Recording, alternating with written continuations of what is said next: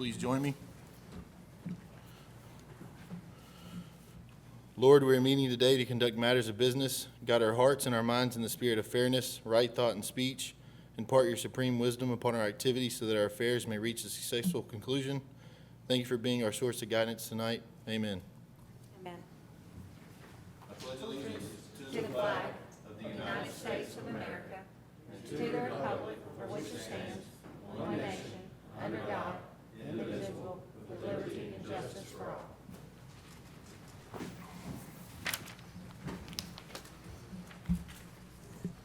Our next order of business will be item 2, approval of the agenda. Move to approve. First, is there a second? Second. All in favor? Aye. Item 3 be citizen comments. Yes. If we will go back, that's my apologies. Is it okay to go back into item 2? If we'll open up, we have a suggested agenda additions. There's 3 items that the staff brought to us to ask to try and put on tonight. It'd be 2 bonds, 5.2 and 5.3. One is Brandenburg Cove, with the other is an Old Nashville Road development, and then it'd be item 7.4, new business, would be appointment of the Planning Commission member to the Tree Commission. So if I could receive a motion to approve the agenda with the additions. Will we have to recall the vote, or how do you? You can make an independent motion to add these items. Okay, Okay. that's good. Anyone like to entertain? I move add the items to the agenda. So we have a motion to add the suggested agenda items. Is there a second? I'll second. All right, any discussion? All in favor? I will abstain from that, since one of those. Okay. So we have a stain down at the end. The next item will be item 3, citizen comments. Do we have any citizen comments tonight?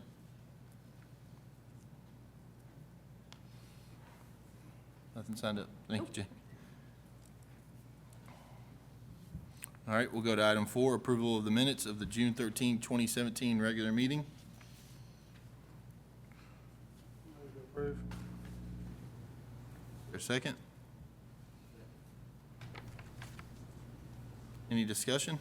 I just had one comment, and I probably should have said it before, but my last name has 2 L's for whatever it matters. Besides that, really good.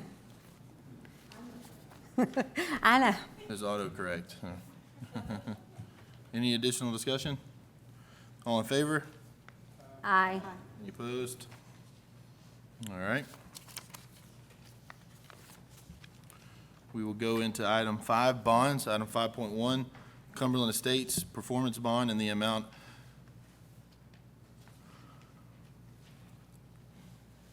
make sure we got the commas. $1,051,940 to cover the roads, sidewalks, storm drainage, and other improvements specified by the approved plans. Planning Commission set the bond on the May 10th, 2016 meeting. Bond expires August 4th, 2017. Does staff have any comments on? I was in contact with Mr. Beavers of Old South, and he has worked back from renewed, and it should be coming in this week. Okay. We can entertain a motion to call it just to ensure. Make a motion to call the bond if not renewed by August the 4th of 2017. Second. Any discussion? All in favor? Aye. Okay. Item 5.2, Brandenburg Cove, recommendation to Board of Commissioners to accept public improvements in Brandenburg Cove subdivision.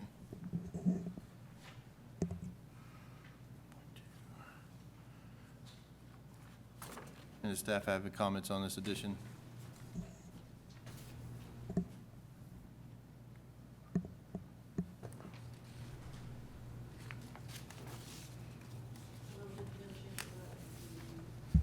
Yes. As-built, an as-built survey has been submitted. in accordance with the requirements of your subregs, and they qualify for beginning the process of the Planning Commission recommending to the Board of Commissioners accepting those improvements in the right-of-way as public right-of-way, or public improvements. So the recommendation before you tonight would be to recommend to the Board of Commissioners a positive recommendation to accept those improvements as public improvements. Okay. So staff recommends the removal of that bond to accept the public improvements. Staff recommends starting the process to accept the public sorry. improvements, which results in allowing the bond to be released. Yeah. Thank you, sir. And this was a added item? 'Cause, Yes, ma'am.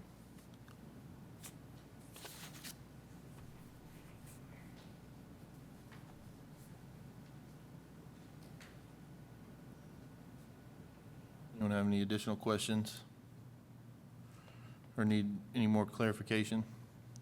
Could we reread the items that you're talking about?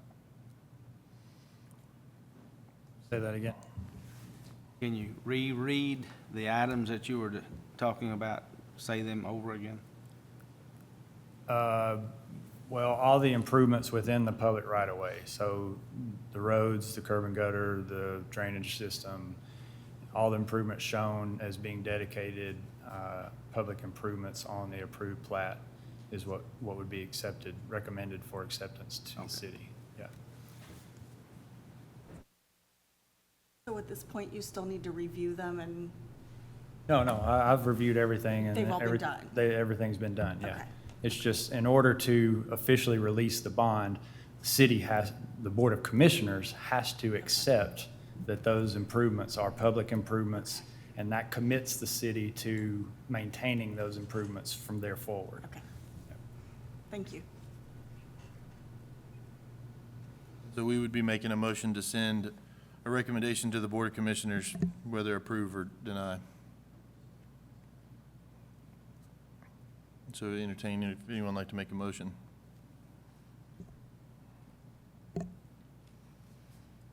I'll make a motion to send it to the Board of Commissioners based on the engineer's recommendation.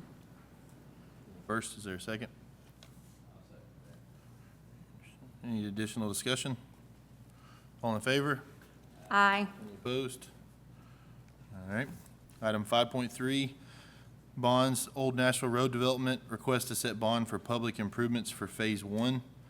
I believe this bond was originally set for the entire subdivision as a whole, and the applicant has provided the phases, and so now it'll be Phase 1. Is that correct, Will? That's correct. And so that's why it's come back in front of us. Recommended bond amounts for Phase 1 construction. The performance bond amount would be $599,000, and the reclamation bond amount would be $145,000. Both of those amounts would need your approval.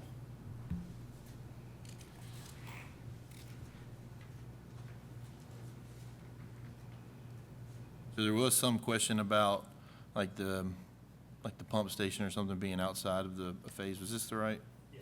And so we've got that figured all out? Correct. The revised construction plans have been submitted. I've reviewed those, and so there's clear delineation on those plans on all of the components in Phase 1 that would have to be installed to serve Phase 1. Perfect. Thank you, sir. I'll be recusing myself from this item. Sir.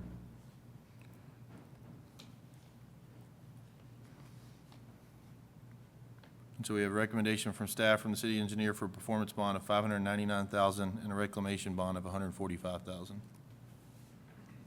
Anyone? So we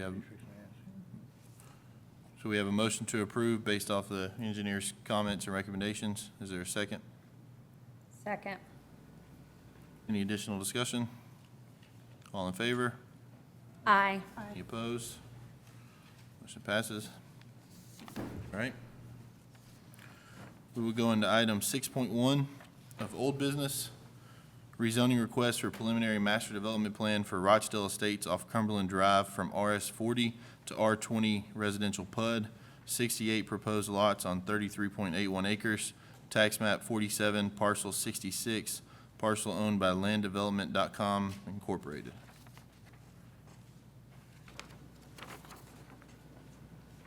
We have a representative here tonight. Could you please state your name for me? I'm Jamie Reed with SEC. I'm the engineer and surveyor working on the project. Sir? This we brought to y'all back in, I think it was April, when this was, we approved and contingent upon getting a traffic study. We've got the traffic study. We've addressed the changes that were at the last meeting by adding, I think it was temporary paved cul-de-sac. And we've alluded to the requirements of the traffic study said. We show along the frontage of Cumberland Drive, we extend the curb and gutter, the widening of the pavement, all the way the length of our project. And I think those were the two main changes, or that were asked of us, is to provide the traffic report, the main thing, and then to provide a paved temporary turnaround at the very end of that cul-de-sac.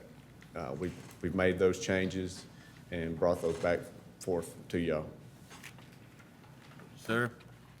We have some staff comments. I'm going to ask Mr. Mangrum to read in item 6.1, staff comments for me. 6.1, at the April 11th, 2017 Planning Commission meeting, a motion for contingently recommending approval was made and approved by the Planning Commission. This item is being brought back to the PC for review of these items as it relates to revised PMDP submitted by this applicant.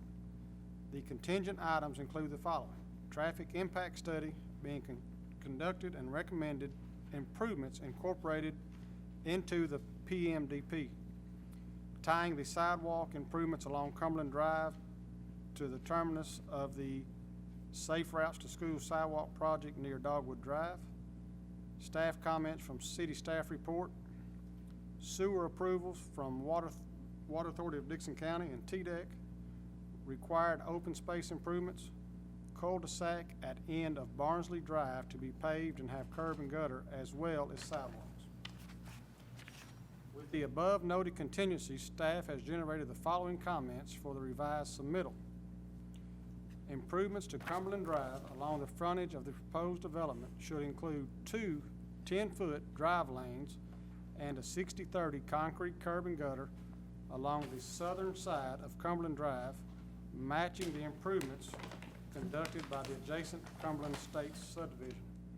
Additionally, the submitted traffic study did not include site distance assessments. It is recommended that site distance assessments at the proposed entrances to the development be conducted to determine compliance with the city's site distance requirements. Item 2, proposed sidewalks along the south side of Cumberland Drive should be extended to the terminus point of the Safe Routes to School sidewalk project in the vicinity of Dogwood Drive. Item 3, subdivision regulations, section 4-106.7 permits a maximum of 24 lots on a single cul-de-sac. As approved, there are 47 lots on Barnsley Drive. Item 4, remove lot 129 from the lot table as there is no lot labeled with that number on the plan. Item 5, any recommendation for approval by the Planning Commission should be contingent upon Water Authority of Dixon County and TDEC approval of the proposed step system serving the proposed development. Item 6, all detention ponds in the residential areas are to be fenced per subdivision regs, section 4-113.205. Item 7, per section 8-207.5, subsection 4, of the zoning ordinance, a minimum of 5% of the gross area of the PUD development shall be devoted to improved recreational open space. This equates to 1.69 acres of required improved open space. As presented, there is approximately 1.06 acres of improved open space being provided. Sir?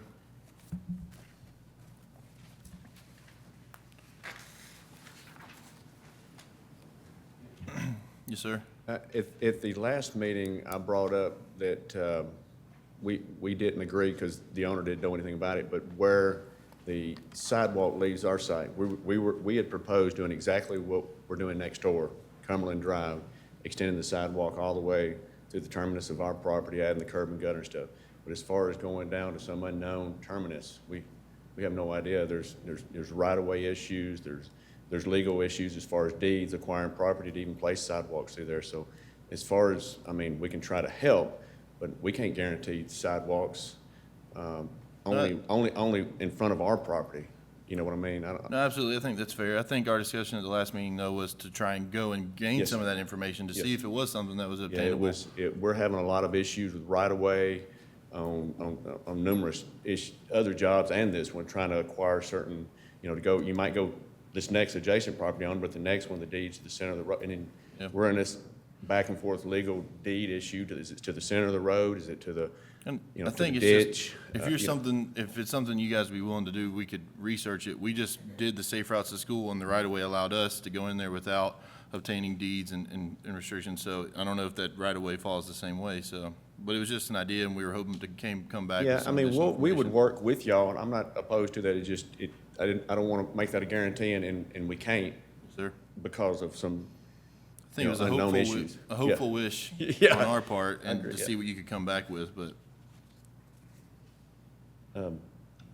But all the other items that he mentioned, I think most of them were done except the site distance deal. I'm not sure if Gillian didn't have that in her report and stuff, but we did do that. We just hadn't, I don't guess it was turned in or what to, in there, but I'll get that before the next meeting if that isn't. That's the only other outstanding issue that I know of, that we,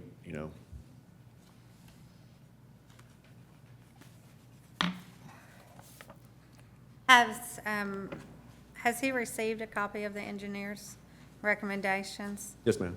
I've turned it, Will, and I think got that a while back, the traffic study for those two.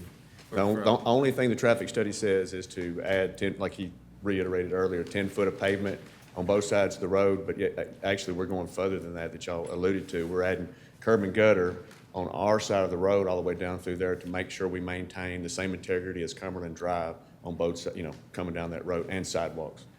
So we're doing what the traffic report alluded to. Actually, more than that. But I think your question would be, have you received these staff comments, our no, staff comments? I haven't. No. And so, and just to, in openness, so there's a staff review meeting each month. The applicant will bring in the plans. It's reviewed at that staff review meeting, and then notes are sent over to the applicant, and the applicant has an opportunity to make some adjustments and resubmit. They were not present for the staff review meeting, so they didn't get that initial reading. Well, I apologize. It's my fault. When I thought this thing got approved at the last meeting, I thought we'd go forward to Boma. I didn't know I went back to the workshop. I didn't know, and I apologize. Yes, sir. No worries. Just, that's why it's a little lengthier Yeah, I than understand. typical. I'm sorry. On that list, I think.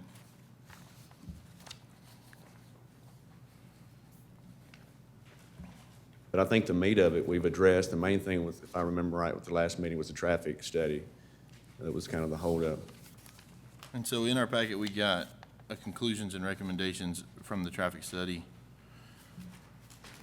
But there wasn't a site analysis, is that correct? To our Yeah, staff? when we submitted it to her, yes, she has that, and on page 27, her recommendations, number 6, conclusion and recommendations. Her conclusions say the accesses do not warrant a westbound left turn lane at any of the locations coming up. Anyhow, what she does recommend is that Cumberland Drive is currently 18 to 19 feet wide. Consideration should be given to widen Cumberland Drive to a 10-foot travel lanes each side and add 2-foot 2-foot shoulders.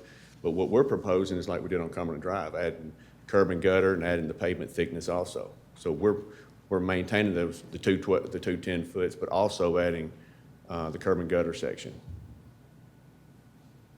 on the, the south side, along the sidewalks, along the whole frontage. Mr. Owen, is there additional site analysis that analysis doesn't cover? Unless I've missed it, Mr. Reed, I don't think that there's any assessment of site distance within that study that was provided or conducted by Fishback. We sent her, and I don't know we sent her the traffic site distance deal, and I don't know if she puts it's standard practice for her to put it in here or not, but we sent that actually to her. That's how she come up with her conclusions and recommendations.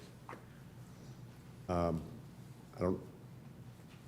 can So you get sent it to the, to the traffic to engineer the to traffic come up, engineer. that's how she come up with this report, with our topo and our site distance study that's been requested. okay. So if our staff could just get that just for. Yeah, I'll get, and let me know who I need to send, well, if I just need to send it to you, I can send it, email it right over to you or something. Yeah, Well- that would be great.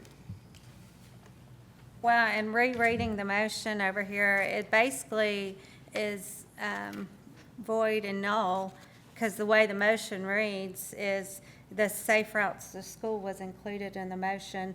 And so with that and the other things that are not provided, then, you know, we're back to the drawing board. Either you can approve tonight, but the original motion was based on all these things being met, and they're not. Well, the offsite was never, was it part of the motion last time? The offsite sidewalks? Because I made it clear last time that we couldn't guarantee the offsite stuff very, at And that last the way the meeting. motion reads, it does say to complete the sidewalks to the safe route. And I think we were just hoping you'd come back with some more data or feedback on it. Oh, But it sounds like you guys weren't interested in doing it. well, yeah, but I couldn't guarantee it at that meeting. That's why I was like, there's no way I can guarantee. Sir? And we will help. No, we're not opposed to doing that. That's not what I'm saying. No, I think I it's can't just- make that part of the deal when we can't get over there. Absolutely. Well, I mean, I think as even reading the minutes and recalling the meeting, some of the biggest concern was what all that traffic is going to do. We already have a subdivision, Cumberland, that has, you know, a lot of homes, and then this is additional large amount, so just their safety issues. So there's going to be a gap between there's a Cumberland Estates, and then it'll be this subdivision. Then there's a gap in between, and then the safe routes to school starts and goes to the school. So a lot of kids walk on that road, and now we have a lot of traffic, so there's a big hole in the sidewalk where kids are going to have to walk on the roads. Yeah, I mean, you would have to get right-of-ways. I mean. Yeah, we're not opposed to Yeah. helping to get the sidewalks and putting it in. It's just we'll need help from the city acquiring any necessary right-of-way. Y'all the only people that can get the right-of-way. If they won't give it up to put the sidewalks, we just can't put them in. We'll help in whatever way or form or fashion we can.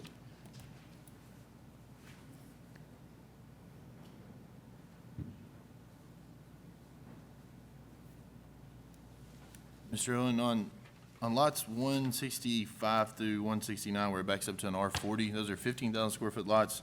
Do they only have to be 15,000, or do they have to be what the adjacent property is? Just 15.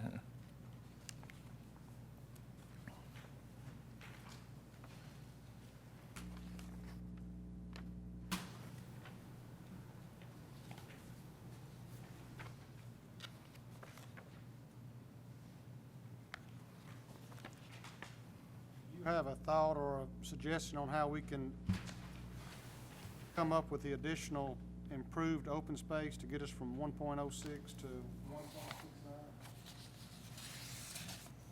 1.69? Yeah, I've got on here, we've got 28% open space.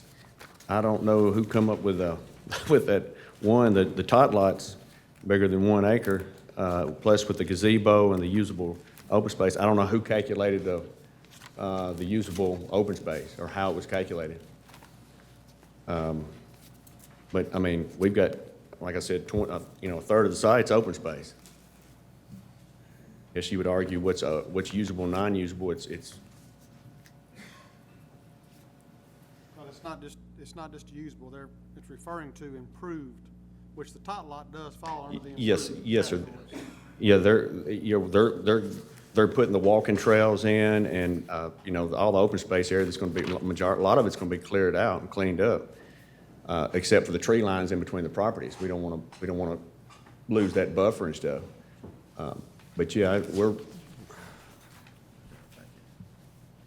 well over, acreage that you're referring to.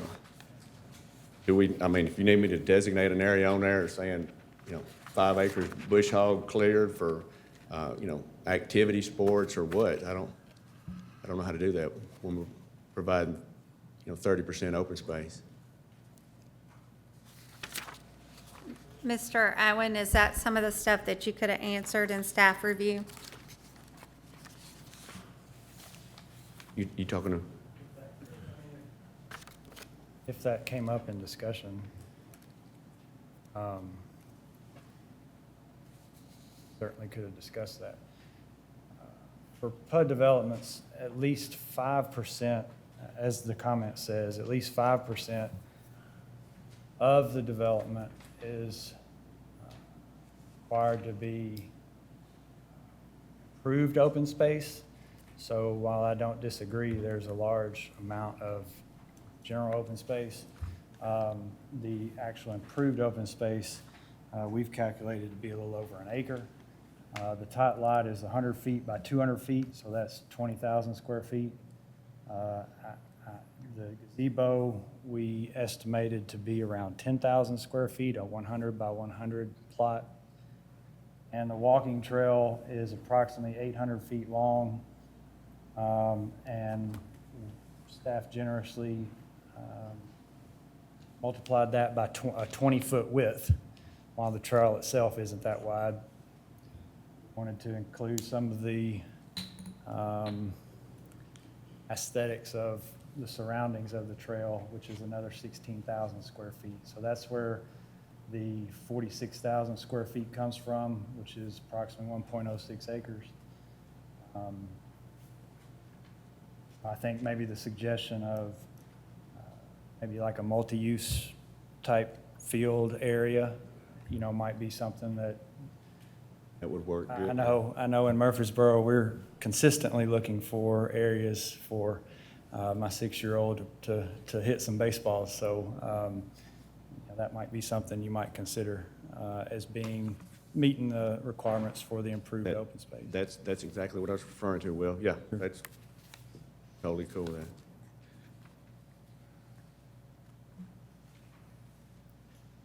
So you could meet the open space? Yes, ma'am. I could add an open, I mean, we add that a lot of times on the multipurpose field. A lot of times we just consider this open space for that purpose. We just have to designate an area to clear, like Will's saying, where he's calculated a certain open space. Maybe we go behind the gazebo area and create without taking the trees down against the fence, but create some type of open field where they can actually have some activities, the flatter of the land. Not the steep stuff on some of the other side stuff. Well, just for suggestions, we're always in need of place for football and soccer to practice. Yeah, there's plenty of area right there. And just to be clear, that not only with this development, but all PUD developments, unless it's ultimately dedicated to the city as city property, these improved open space areas would be designated specifically for the residents and their guests in this area. It's not considered a public open space for anyone and everyone to use.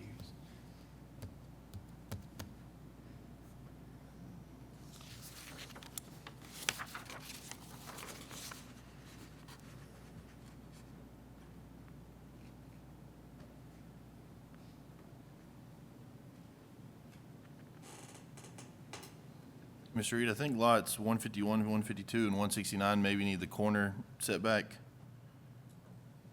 where they show the larger setback on the sides towards Cumberland side, I'm sorry, 151 and 152? and 169, yes, sir. It just looks like they have the standard 7.5 foot shown. Yeah, they just, yeah. I might not be looking at the big plat. Yeah, but it's hard to see on my little plat too.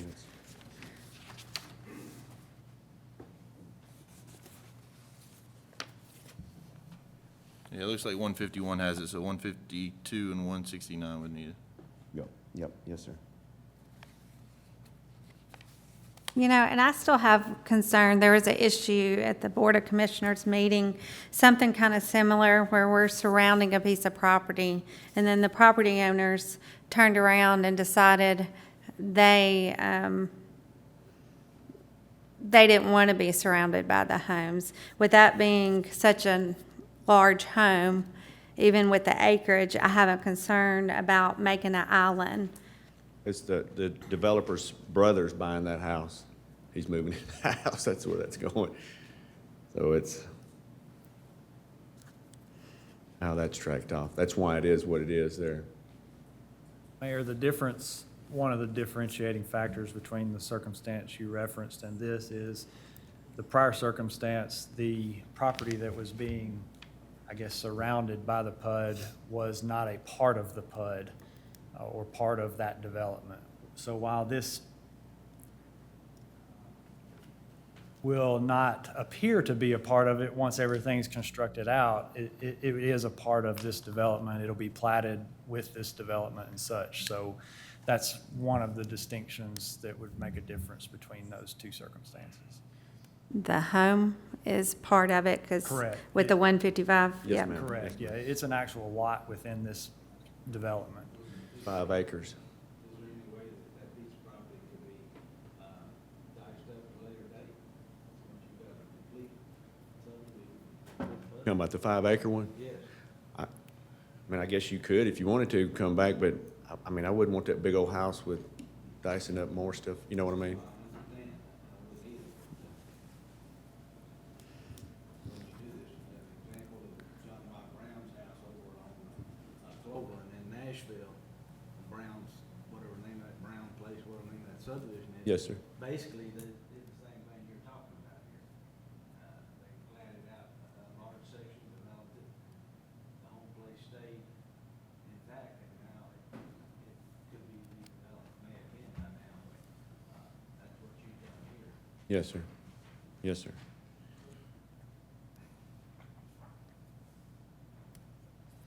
Mr. Reed, have you made any progress with Dixon County Water Authority? Oh, yes, sir.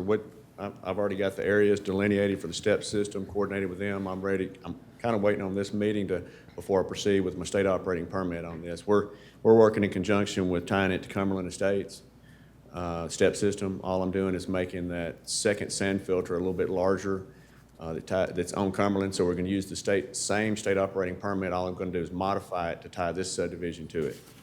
So we're all being in conjunction on the same sewer system. Matter of fact, the state was out there approving the soils yesterday. Terry Henry approved our soil scientist soils, so now I can send it actually into the state operating permit.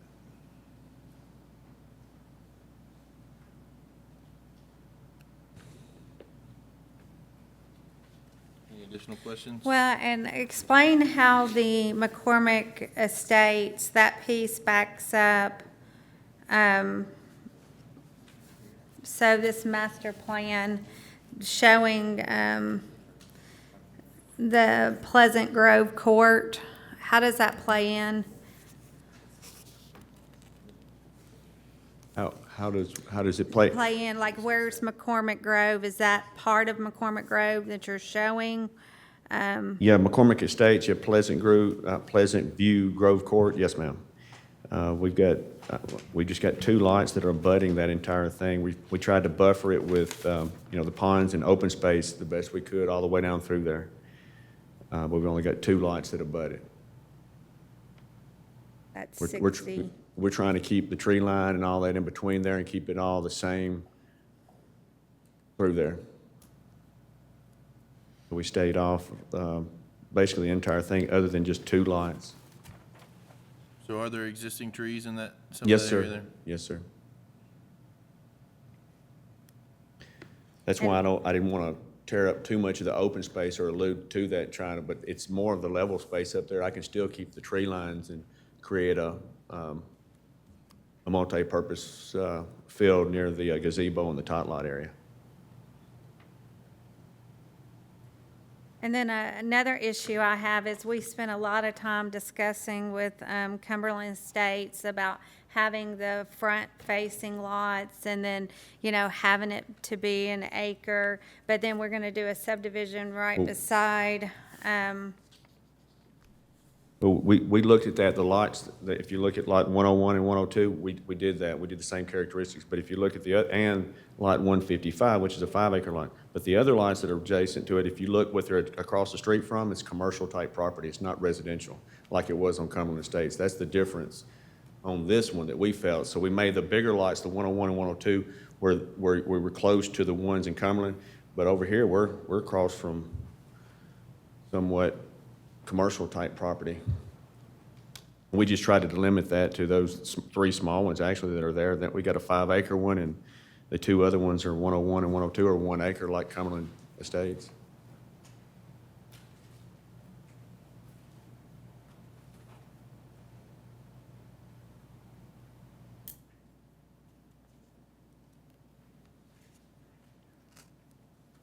Any additional questions?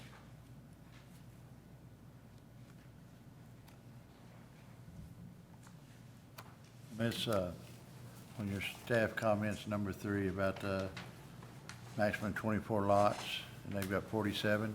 Well, the way we discussed last time is to make that, actually, we got a through street that goes all the way through. It's planned to go through to the adjacent tract of land next door, is we made that instead of a temporary cul-de-sac at the very end, we made it a permanent, we made it a paved cul-de-sac to extend in the future, but we made it paved for the intent of that is for emergency vehicles and stuff like that to come down and turn around and stuff like that. So that's why we made it paved. And it's still ready to extend. When somebody comes to the adjacent tract to tie into that, they can extend that road. And once it's extended, then that 21 lots is gone.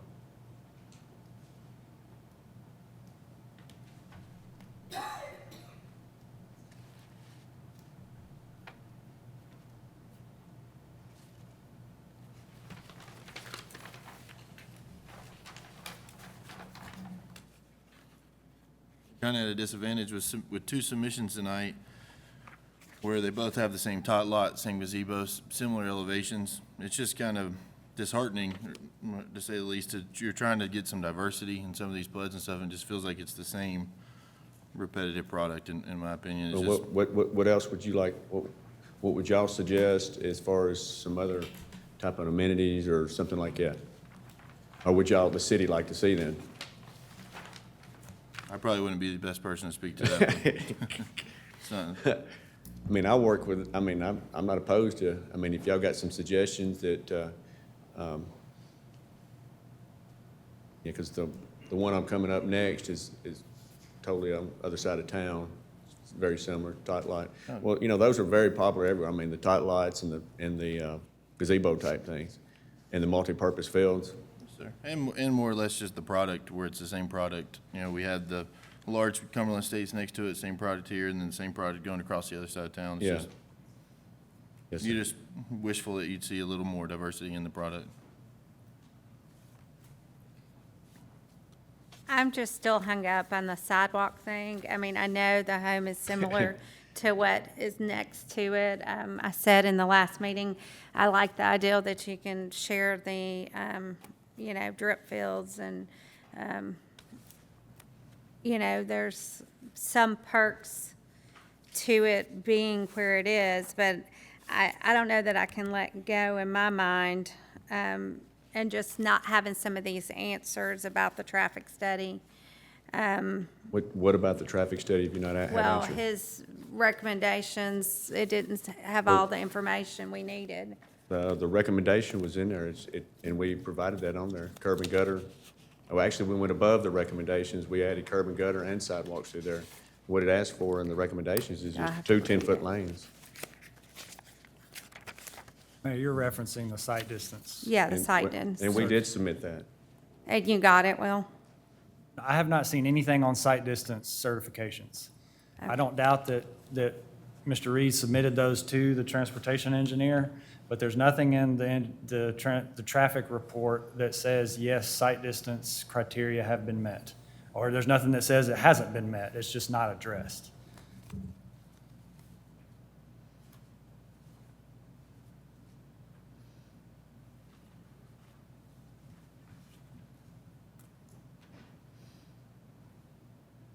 Any additional questions for the applicant or staff?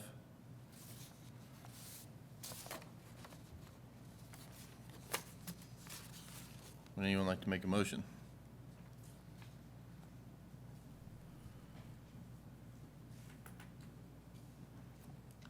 So if I don't have a motion, the item dies. Mr. Potter, if you could just give me clarification on that.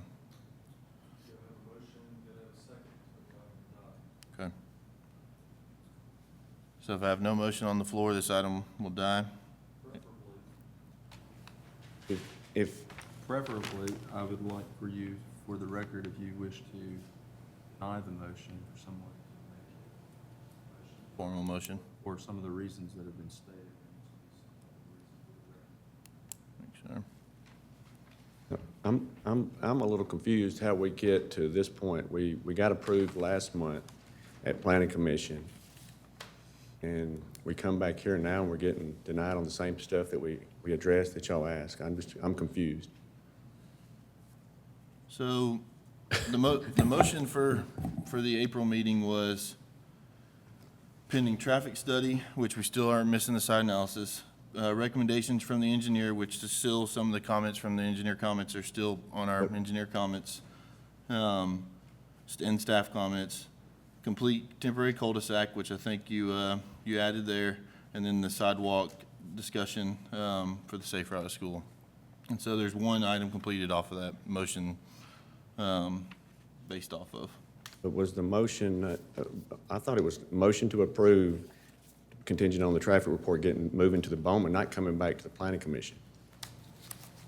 It was approved, like the Otter Creek wasn't approved, it got deferred to the meeting, but Otter Creek was approved to go to Boma. Now we're back here, BOMA, or. the Board of Commissioners. Yeah, I'm sorry, yes, sir, yes, sir. And that's why I'm kind of confused.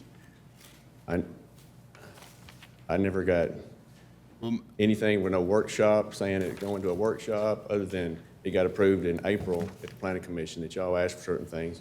And at that meeting, I brought up that I can't guarantee sidewalks off-site, but I could do everything on my site. And y'all recommend approval contingent on the traffic report, me getting the traffic report for the Board of Commissioners meeting. That's what I thought. Yeah, unfortunately, I don't know if staff has any input to put to Mr. Owen. The motion in April was to recommend approval contingent upon those items being revised, addressed and revised. So the applicant had, what's before you tonight is the revisions that the applicant has submitted based on that contingent approval. So I might suggest to you that, as you know, recommendations on rezoning actions taken by the Planning Commission are purely recommendational to the Board of Commissioners. So the April action was to recommend approval to the Board of Commissioners contingent upon these changes being made. And the blanket statement was, the blanket contingency was the staff report, all the staff report comments being met, which included the 24 maximum lots, and a number of other things. So where I might suggest we are is the applicant has made the revisions that they, I guess, for lack of a better term, were in agreement to, or what they felt was in the spirit of complying with what those contingencies were. If you feel like those contingencies have not been met, then I would suggest to you that the applicant has the option to move forward, to request to move forward to the BOC with the negative recommendation from the Planning Commission, since the positive recommendation was contingent upon your understanding of meeting the contingent items. Does that make sense? That's a very long-winded option, or, explanation, but. Did this? I want to suggest to you not to just let it die. I think the applicant needs to be afforded some clarity on what their next steps are. I think that's fair. Yes, sir. I agree with the fact that we shouldn't just let it die. That's what I was saying earlier. There needs to be something stated for the record, either a approval of the resubmittal, or a positive recommendation or a negative recommendation, some type of action taken so that the BOC will have that when From the, the developer owner wants to take it to the BOC. But the fact of the matter is, right or wrong, and it says it right here in the minutes, it was contingent on the sidewalk being completed to the safe routes to school. And I made that motion, and I remember saying it, and it reflects it in the minutes. So if there was clarification that needed to be made, it probably should have been, made before then. Now, whether or not I should have done that, or you should have, I don't know. But Well, to me, that's what I want. If this subdivision comes in, it's what I want, I agree. I don't have to vote for it if I'm not. Well, I agree. But I did say it numerous times at that meeting, and I'm sure several people here that remember me saying that I could not commit to that and make that a part of that because I had no idea. You know what, I mean, it's offsite. But we want to work with the city on doing that. I'm not opposed to doing this offsite sidewalk at all. That's just I need help doing it from the city, Yeah. as far as us placing it. You just need help to get the easement. Yes, sir, help us get us being individuals and developers, we can't go out and, condemn the property and get a sidewalk through there. Only the city can do that. Y'all have the power to do that.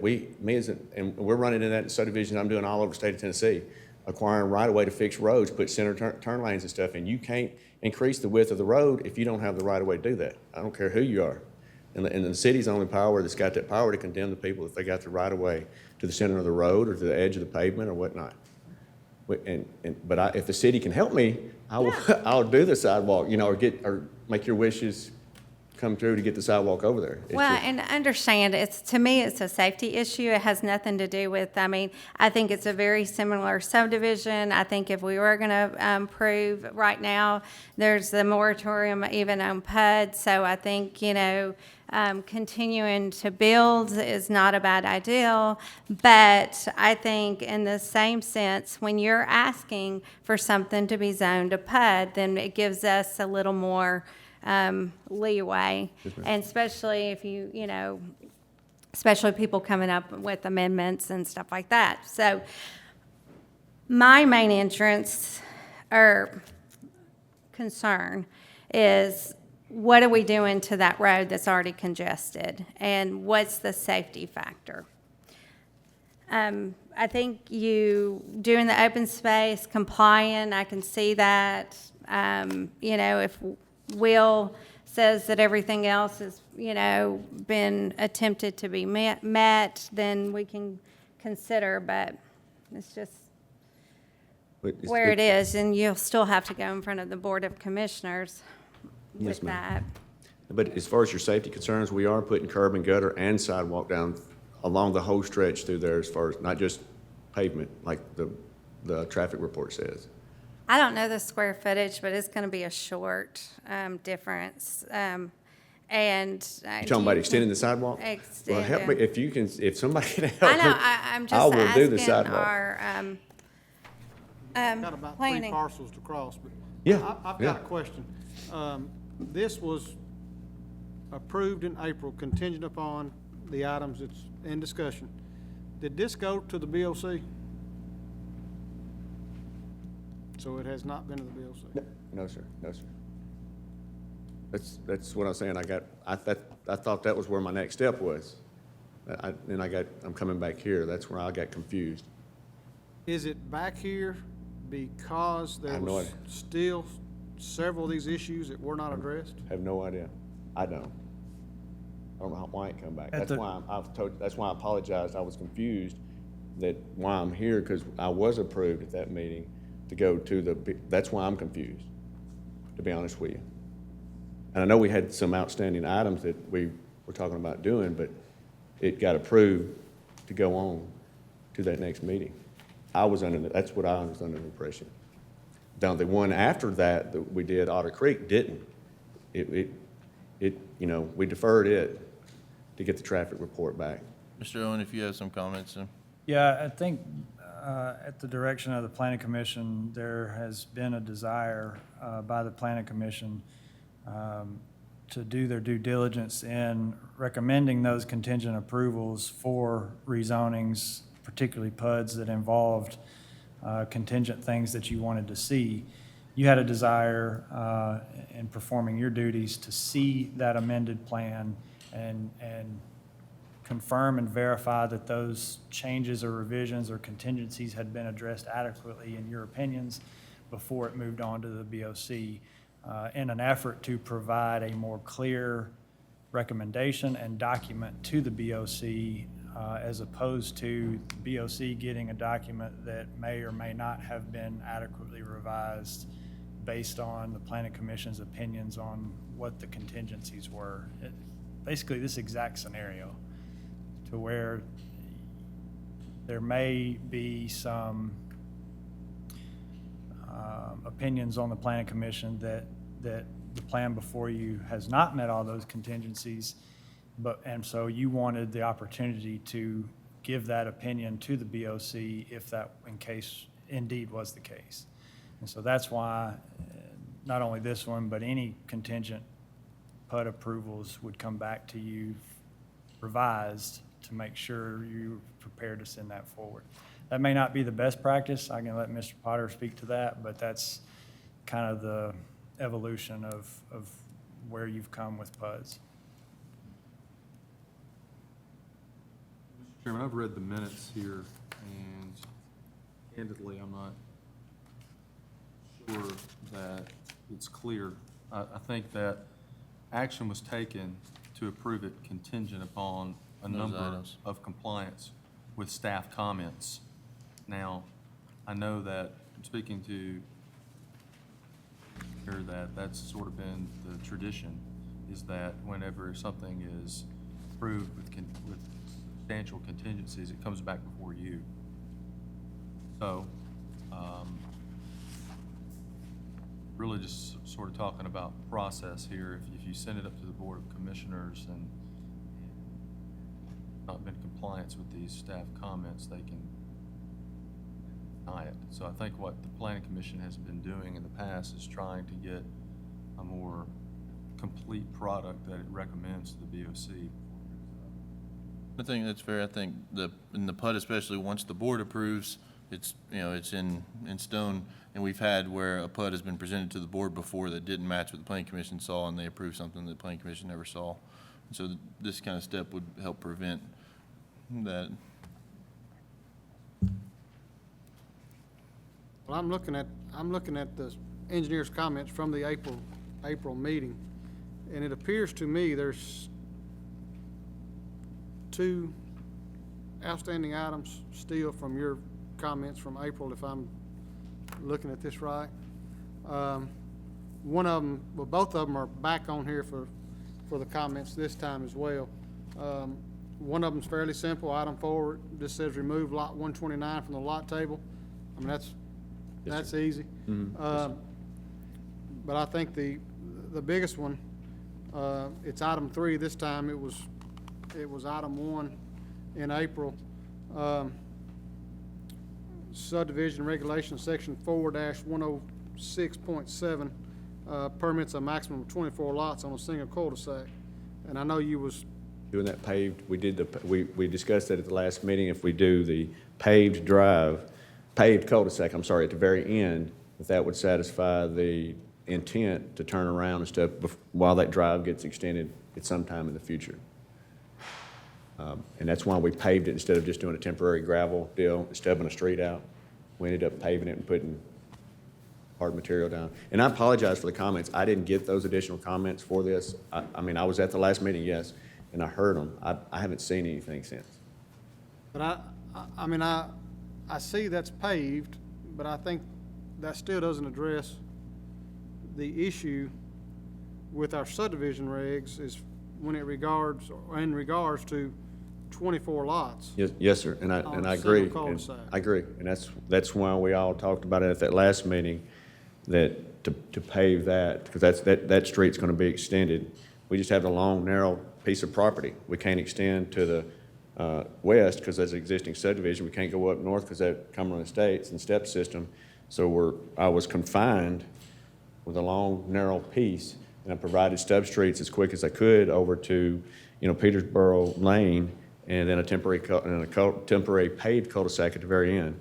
But I allowed, the intent of that is to get emergency vehicles to turn around, and we provided one cul-de-sac up front and midway, and then the paved one in the very rear.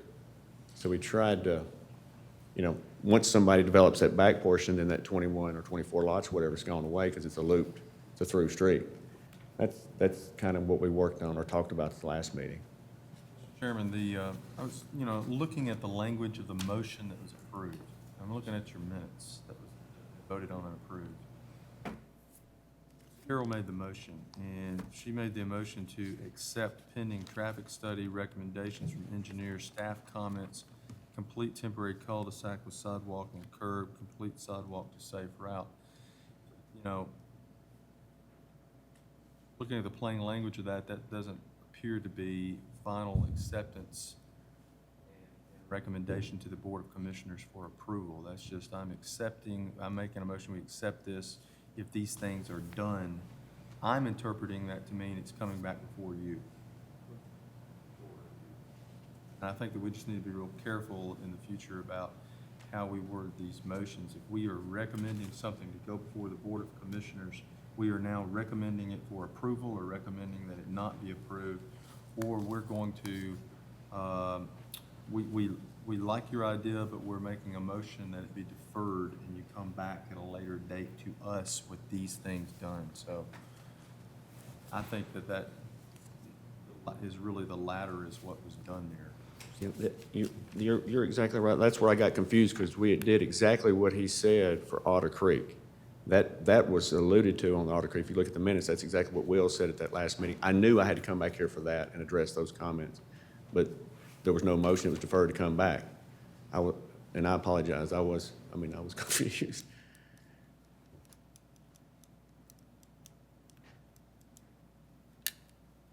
But if it's the sidewalk issue, whatever, we're not opposed to it. If I can just have help getting it over there to it, we'll put it in. And that sounds like the only other missing item in that whole deal was the off-site sidewalk. So if we could get a motion for either negative recommendation or positive recommendation to the board to push this to the next step of the. Yes, Mr. Anderson? If you condemn the property in order to extend it or connect the sidewalks, how long does that procedure take?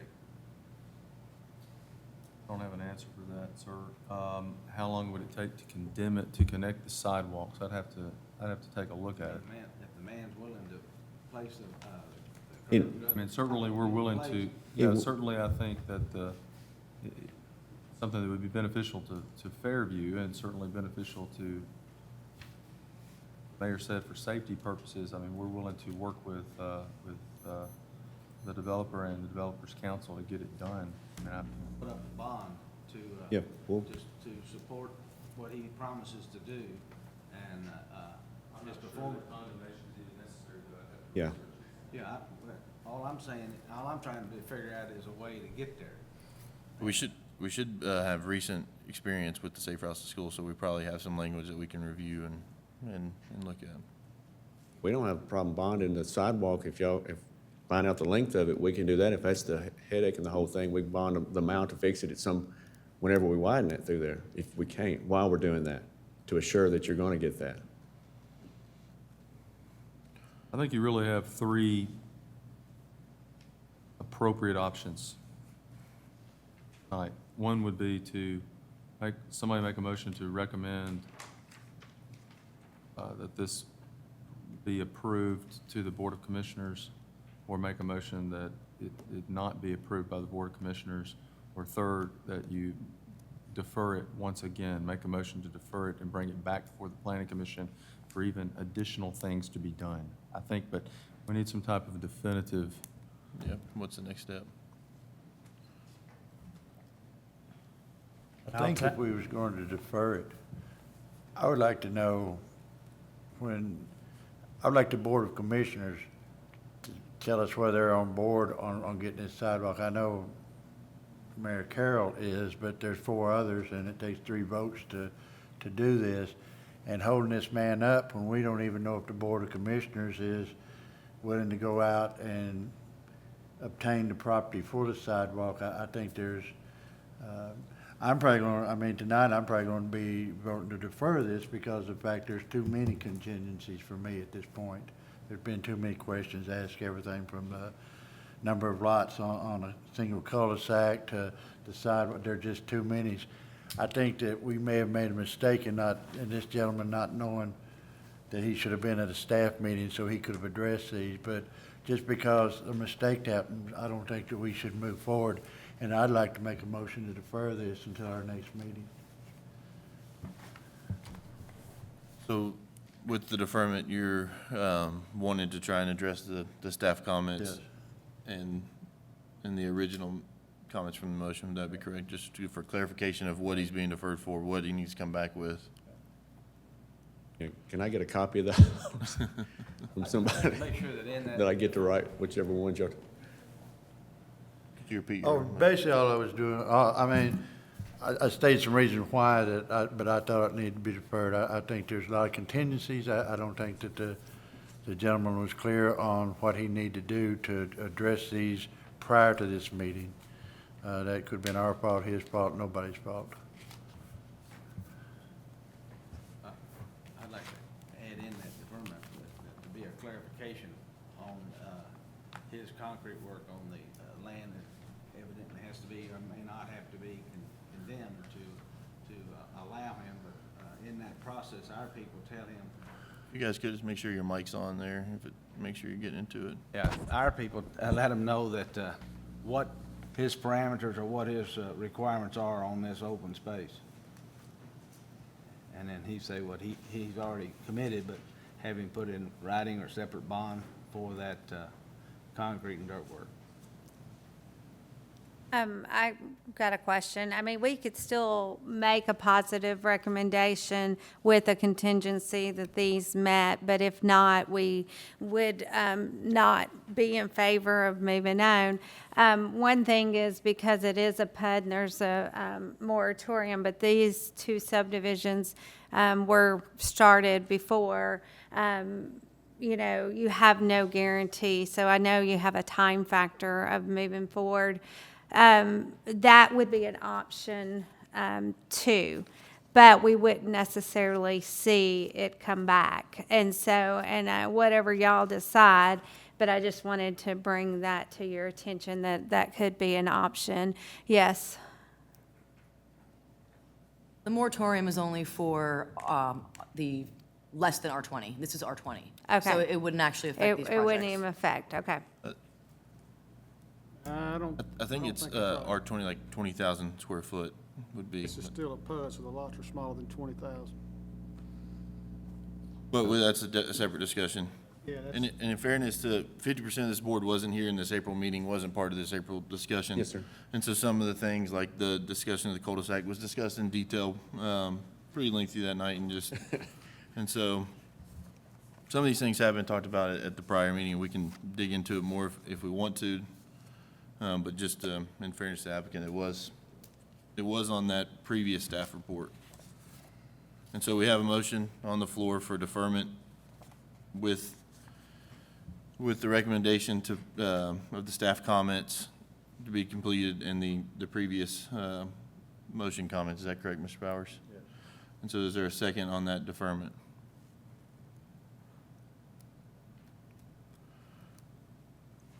Okay, so that motion's gonna die. So does anyone else have a recommendation to send to the board with a positive or a negative recommendation? That way we can get it to the Board of Commissioners. This applicant can go through the next process of the procedure, and we can send it with a positive recommendation based on completing these things, or a negative recommendations because this plan doesn't show this, whatever we see fit. And then that way it can go to the board and they can discuss those items that we're looking for. I make that motion that we go forward with the contingency of complying to the things that we've asked for. Okay, That guidelines again on this open space on the sidewalk, that is a big concern, be assisted and worked out with the city engineer and city attorney and the developer. So, Mr. Anderson, your motion is to send to the Board of Commissioners with a positive recommendation? Yes, sir.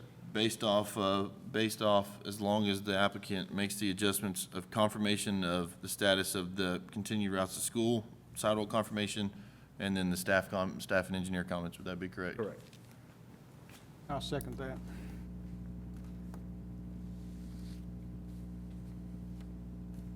Mr. Reed, do you have any questions on that? The only question I have is, I'm confused of the day. I want to make sure I'm at the right meeting this next time.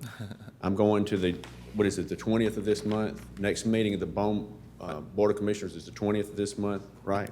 I can't speak to, I don't know when packets go out. I don't know deadlines for board meetings. When would staff, I guess my question is, when would staff, Will and Christina and them, like to see my stuff prior to it going to that, so we can make sure I've got all this? The like- recorder can probably better answer that question tomorrow of what the cutoff is to get to the next board meeting to make sure we get you guys in there. Is the first available? Actually, you would have to have it the 13th, which is in 2 days. It has to be a week prior. So, because the next meeting, the July meeting's the 20th, it's probably more realistic for you to shoot for the August first. Yeah, August, week. the August Board of Commissioners. Yes. Yes, ma'am. Thank And you. that will actually give you an opportunity no, there won't be any staff reviews before. And I It's can the help with. 3rd. When would your staff review meetings be? Next Tuesday. So if you did want to come back to the staff review, which is, as they said, next Tuesday, which would be the 18th. So if there was anything that you were still unclear on, Okay. you could address it, and the engineer, the planner. Okay, good. And then we can help coordinate on that on the off-site properties, those 3 tracks, trying to get the sidewalk. I think that's the biggest thing for me right now. Yeah, if our staff could dig into I'll help what pull that right of deeds. way is, what the opportunity is to get that sidewalk there, if it's feasible. And I'll pull the deeds and bring them to that meeting too, what I can research. Well, and it's so much of one of those things that if you know the cost and if you know what needs to be done, then it would be easier to determine. Mr. Owen, can I ask you one question? You typically attend the Board of Commissioners meeting where there's a PUD rezoning on there? I don't know if typical is the right word. I have been requested to attend in the past. Yes. If they got you, opposed to them going to a planning commission review, which is what next Tuesday would be, is there a time frame where they get you the amended documents prior to the Board of Commissioners meeting the first Thursday of August? Or would you prefer it just go like they're talking about next Tuesday, the planning commission meeting? Or review? I've got a few thoughts. There's a part of me that says, make your motion and define your contingencies, and what goes before the BOC is what's before you tonight, without any changes. With the comments. And then those contingencies are clearly defined. And that way, the document that's before you tonight and the first document that's before the BOC is the exact same. There have been no changes. So there's no questioning to the applicant or to staff by the BOC to say, well, how is this different from what the planning commission saw? You follow me on that logic? My other concern is,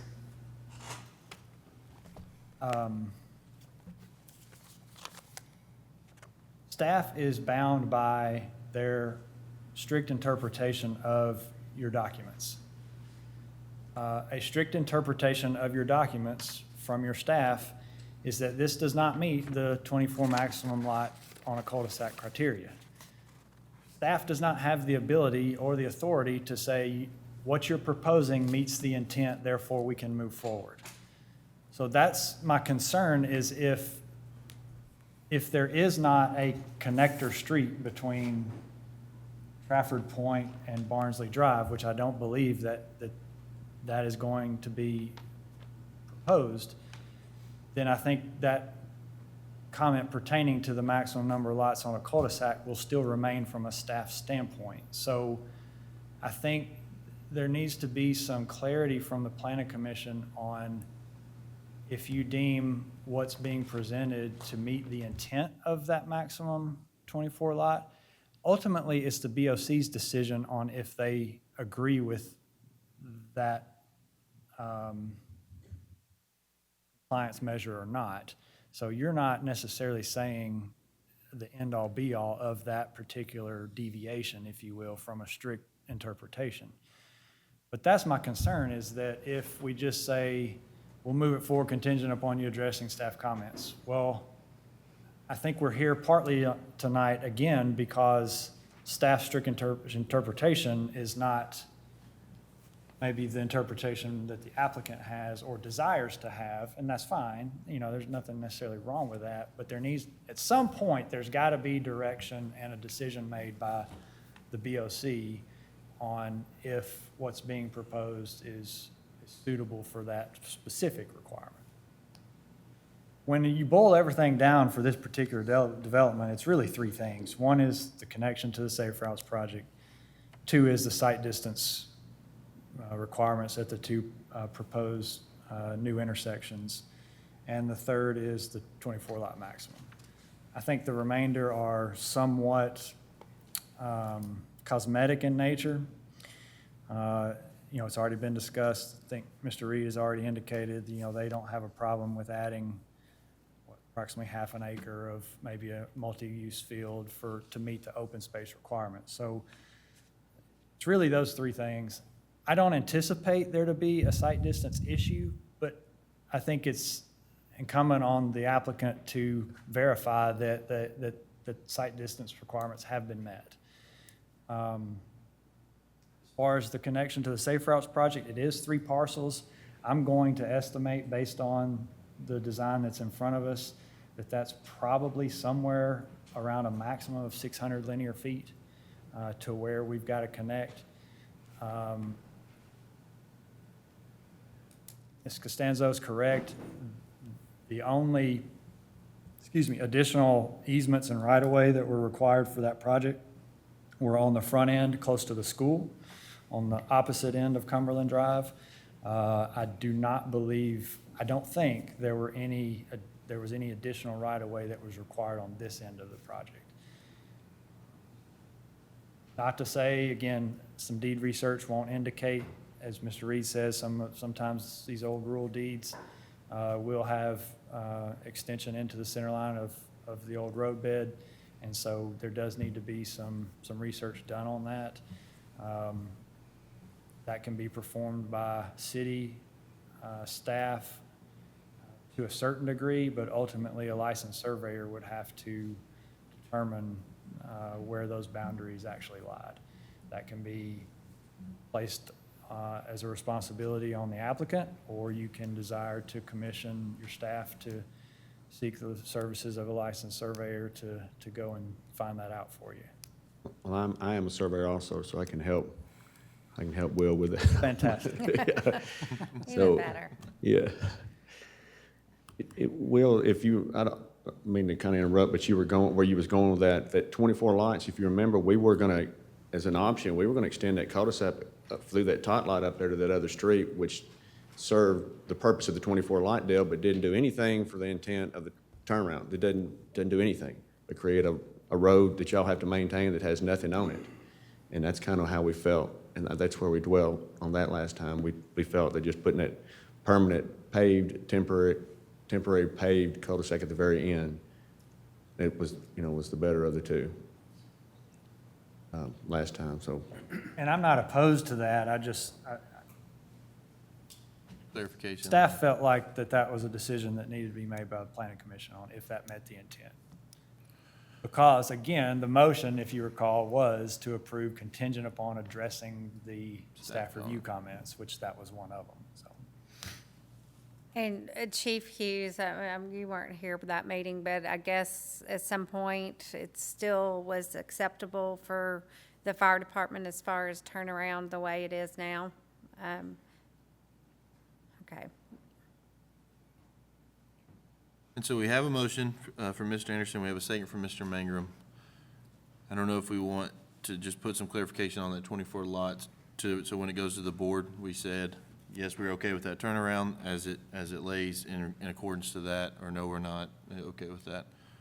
I don't know if we need to amend the motion to include that note in there, Mr. Potter, or just vocally put it in the minutes. Okay.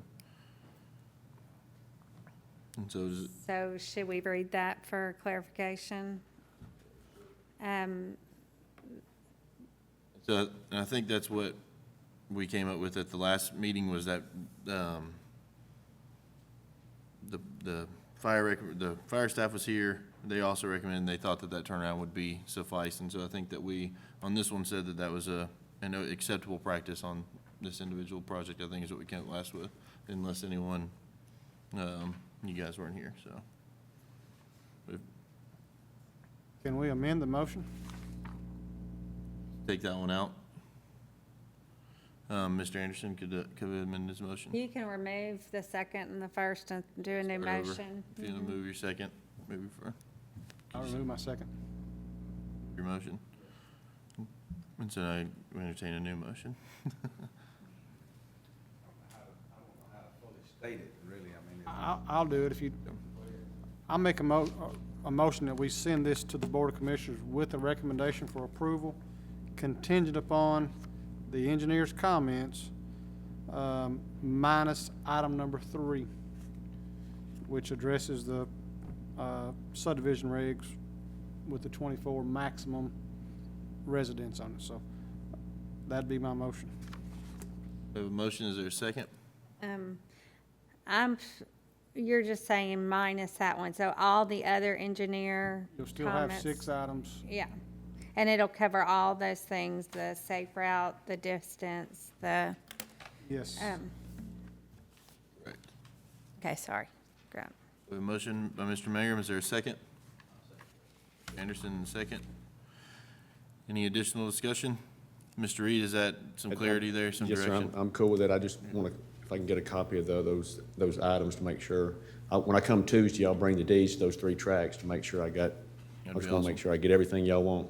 Yes, sir, thank you very much. Thank you. Thank y'all for that. All in favor? Aye. Any opposed? All right. Thank you, guys. Can we clarify one thing? Back to Will's 3 comments. Yep, so I think we should send this to the board, like Will said, just like it is right now.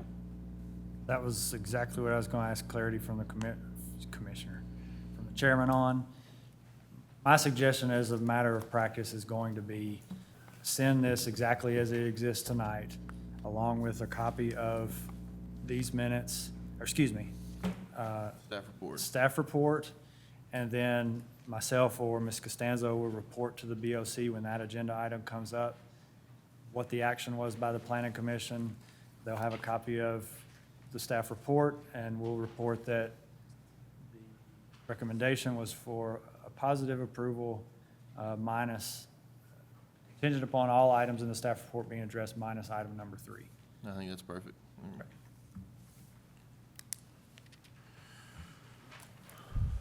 All right, we will go to item 6.2, rezoning request and preliminary master development plan for Otter Creek subdivision off Old Nashville Road from RS 40 to R 20 residential PUD, 280 proposed lots on 132.35 acres, tax map 42, parcel 78, 78.01, 79, 79.01, and a portion of 79.08. Parcels owned by Jennifer Buford and Rita Kidder. Developer is Global Investments. Yes, sir. It's Mr. me Reed, you again. staying with us there? Hopefully this will be a little easier and quicker, I hope. I don't. Same meeting. This was back in April. We were asked to do and provide several items. One of the major items was the traffic impact study. We've provided that, turned that in. The main recommendation on there is that we provide a left turn lane on Fairview Boulevard, 100-foot stacking length. We, at SEC, we've already went out there, topoed that whole area. I've got a preliminary design with me tonight. I've got that shows the stacking and the turn lane and stuff there to submit with construction plans. Within the traffic study, it basically says under recommendations on page 22 of 68, that the project accesses should be constructed including one entering lane and one exiting lane, striped with both the shared left and right turn lane. The second of the 4 comments is that the project should include connectivity to future developments on the west and south sides as the project site shows. The third comment is a westbound left turn lane to be provided on Fairview Boulevard, as I mentioned earlier, at Taylor Road, which we've already provided the topo and survey and stuff on that. Then it kind of goes down in alluding for basically that the traffic that will be generated by this project will not exceed the capacity of those roadways or change the character, quote, of those kind of roadways. Then it kind of goes on to some other stuff, but that's the traffic impact study from that requested last time. The other two, the big items was, like we alluded to earlier in the other subdivision, was the 24 lots. We went on y'all's recommendation to extend those 2 cul-de-sacs to connect them together. So we eliminated the 24 lot issue on this site.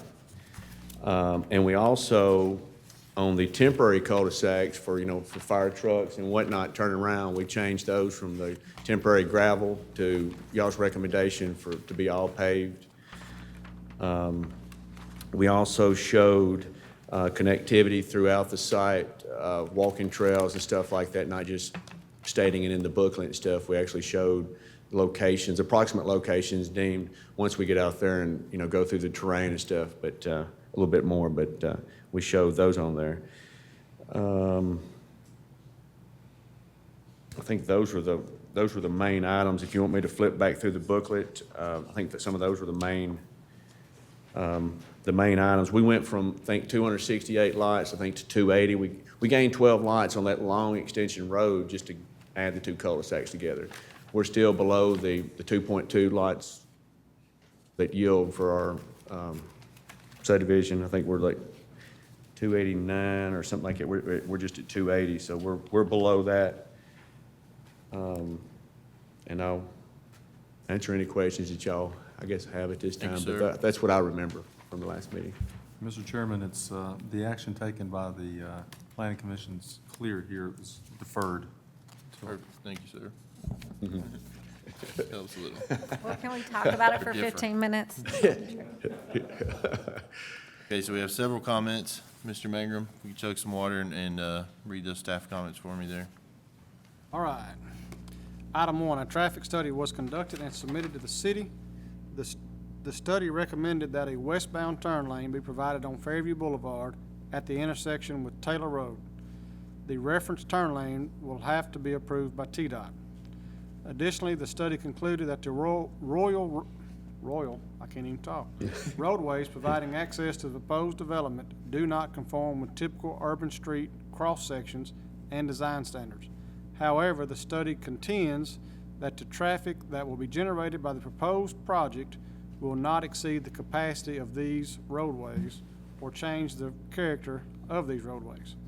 Staff is of the opinion that the proposed development will indeed change the character of these roadways, particularly along Old Nashville Road between Fernvale Road and Taylor Road between Old Nashville Road and Fairview Boulevard. Per the submitted traffic study, it appears as though some of these roadway segments may see an approximate peak hour traffic volume increase of 200%. Lastly, it is recommended that the site distance assessment at the proposed entrance to the development be conducted to determine compliance with the city's site distance requirements. Item 2, any recommendation for approval by the PC should be contingent upon Water Authority of Dixon County and TDEC approval of the proposed step system serving the proposed development. Item 3, all detention ponds in residential areas are to be fenced per subreg section 4-113.205. Item 4, per section 207.5 subsection 4 of the zoning ordinance, a minimum of 5% of the gross area of the PUD development shall be devoted to improved recreational open space. This equates to approximately 6.5 acres of required improved open space. As presented, there is approximately 3.5 acres of improved open space being provided. Item 5, provide an estimated submittal and construction schedule based on the proposed phasing of the project. Item 6, correct contact name under developer in the site data table.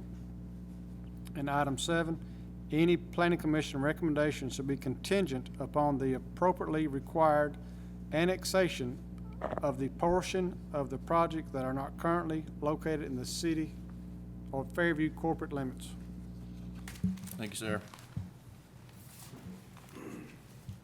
So the annexation has not gone to the Board of Commissioners yet? No, sir, we don't want to do that until we get assurance that we're getting, the zoning on this. So we stopped it. I want to go concurrent with the approvals of this.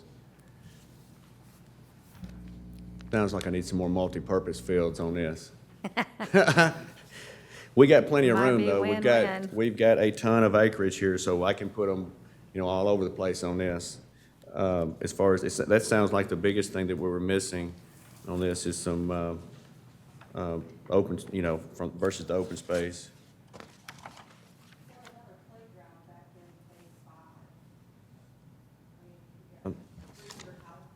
If you have 300 houses here, it would be nice to have another tot lot Yeah. back in phase Oh, I agree. 5. I agree. I can put, where would you, where would y'all think? Because I've got the I back would areas put it right under where it says walking trail typical. in the dead center? Yep. Okay. Right there near the road, the pavement of that road, kind of? Yeah. Well, I mean, on the edge of the pavement, the right-of-way, kind of where the walking Right. trail is? Back by Okay. the walking trail, yes. Gotcha. That's easy.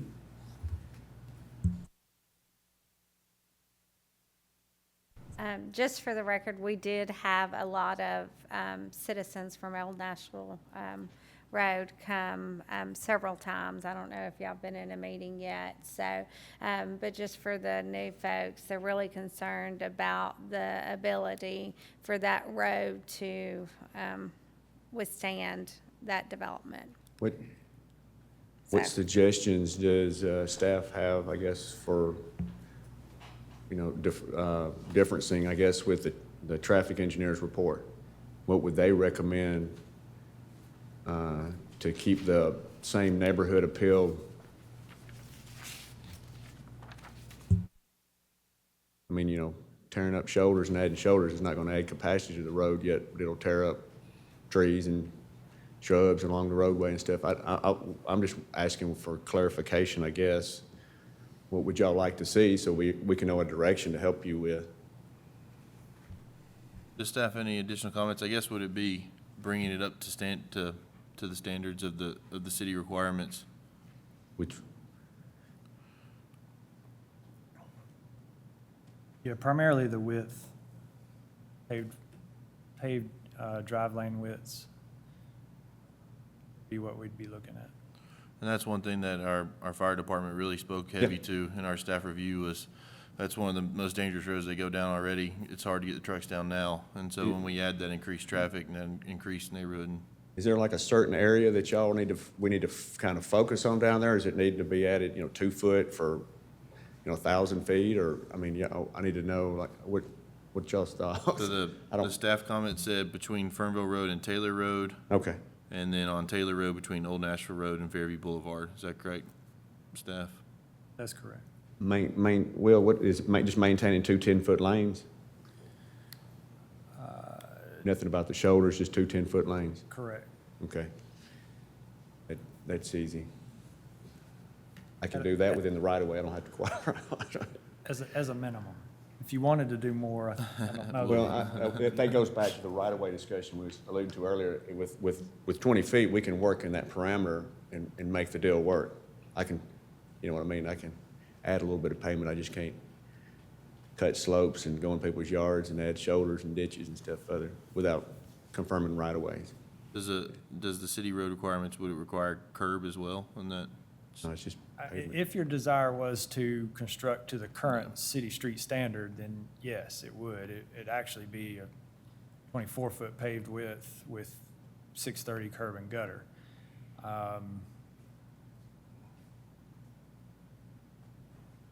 Whether or not that is warranted by just this development alone, that's But it, more in Mr. Potter's realm than, than That's my it. realm. But, I think that it's nailing down exactly what those improvements are going to look like, in my opinion, is going to be kind of the challenge. Yeah. I don't see how anyone could disagree that the addition of 280 lots on this street will not change the character of this rural road. With all due respect to the traffic engineer and their report, you're literally looking at tripling, not the total volume, so I want to be careful in the language that I use, the layman's language that I use, but the peak hour traffic flows, that's generally from 6 to 9 in the morning, and from, what is it, Jamie, 4 to 7 Yeah, at 4 to night? 6 in the evening, 4 to yeah. 6 in the evening. For instance, the segment between Old Nashville Road, between Fernville Road and Jones Lane, going west, according to the traffic study, currently sees a peak hour traffic flow for the PM timeframe of 22 cars per hour.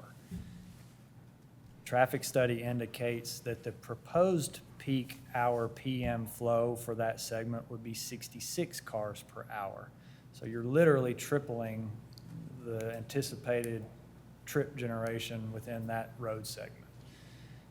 So I think, as Mr. Reed's correct, adding shoulders or even the paved width doesn't necessarily increase true capacity of that street, but I think it does increase the safety of that street, considering the additional cars that are going to be traversing those segments.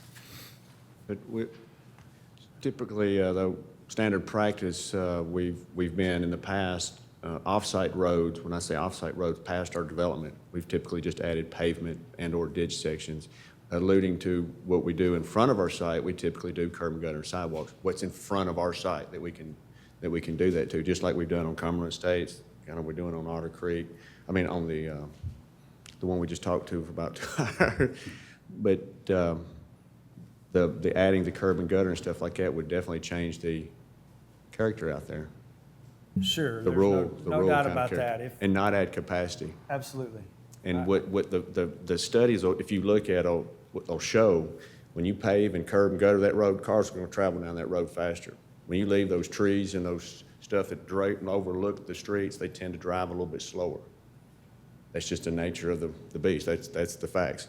When you pave and widen the road and add curb and gutter, they're gonna go faster. You're gonna still have the same capacity, same issues, but you're gonna have the dangerous issues of people speeding. That's what you get with the nicer roads. I think the big safety now is how narrow it is and how some of Yeah, those well, I large agree. trees are I right agree. on the Yeah, road. and I'm talking about widening it back, like what me and Will was talking about. Whatever we got, the length we got to go to maintain that the emergency vehicles, the fire trucks and stuff like that can make it down there safe and all the vehicles can travel. But I like to keep some of the rural roads that slows them down, especially I live out in a rural area and tough. You keep those rural feelings, but as soon as you get on those roads where that's curb and gutter, they're flying. You know as well as I do. They're gonna be flying through there with curb and gutter.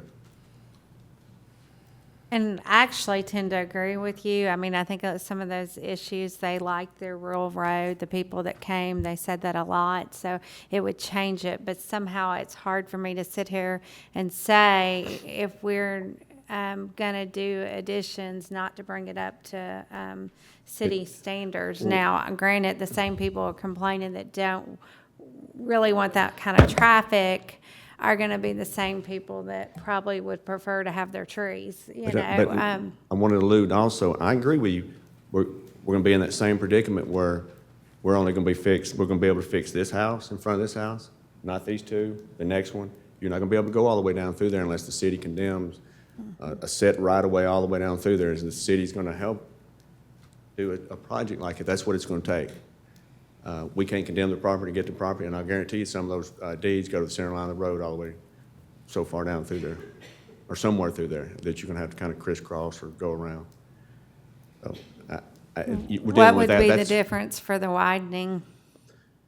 I mean, you don't have Well, if I just to- add a little bit of pavement, I'm still within the bounds. Typically, when, with the What you the need. court yeah. stuff I've been involved in, and going past stuff, the road standard, if I go in there and add a little a foot here or there to that, but when I start changing the character of that right of prescription where that road is via what that road entails, either a ditch or that edge of that pavement, associated with that road, when we go further and we're putting curb and gutter in, we've already passed, you're out of that prescriptive easement into people's right-of-ways and stuff like that, and that's where we're gonna have to acquire people's properties to do that, and are people willing to, you know, give up the property for a road for people to travel more on? And we're still talking about a two-lane road, regardless of all the improvements you're talking about. You're not gonna get any more traffic down it. Still a two-lane road. Well, right now, it's probably questionable if it is a two-lane Oh, road. I agree. I'm just talking about paving it and keeping the rural segment of it, keeping that rural vibe, adding pavement down versus tearing out and adding slopes and curb and gutter and culverts and digging out ditches everywhere where there's drainage issues and stuff. It just gets into being a whole. In longevity of the increased traffic, and so, you know, it's a city road, the city would have to be repairing it after the increased traffic, and so just the longevity of increasing the road.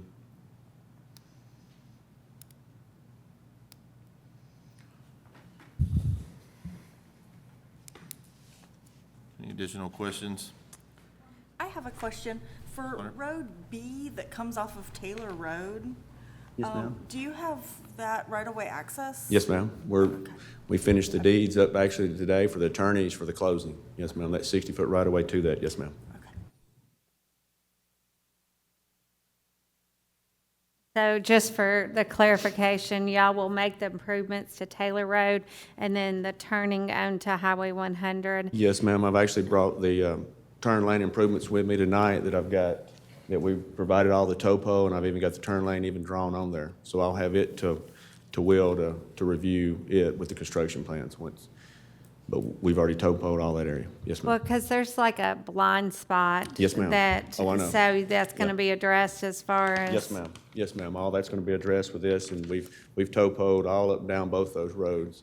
Of course, it's a 45-mile-an-hour speed limit through there too, so you can have your longer tapers and stuff like that. So I've showed that, and I'm maintaining the existing shoulders that are out there and just adding 3 12-foot lanes, Will, with that 100-foot stacking. So you'll have an approach with 2 12-foot lanes and same shoulders on both sides, and the other way, then you'll have a 100-foot left turn lane taper into the site, onto Taylor Road, yeah, from there.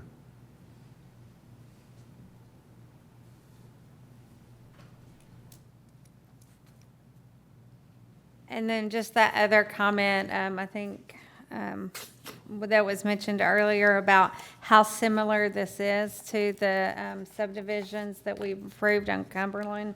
What suggestions? I'm open for suggestions. I hear that a lot, but somebody give me some other She has suggestions. In April, she had a suggestion, y'all laughed at her, so. Yeah, really. I did. Yeah. Thanks for reminding me. Well, I think even they were talking about the hardy board versus, And more diverse exterior finishes was on the. Yeah, there's gonna be a mix, and like we say in there, all home fronts will be constructed of all brick, stone, and cement board siding. So all the fronts, and then the corners, any lots on the corners, both sides will be a brick or some type of masonry product. So if you're driving around a corner, that corner lot will be, everything facing the road will be some type of stone material. Does it state that somewhere on the corner lot? Yes, sir. Well, yes, I'm pretty sure it does in here. I think it does for just the corner. Let me see. Maybe it's the other one. No, I remember, Because we had talked about that, let's see, all home fronts.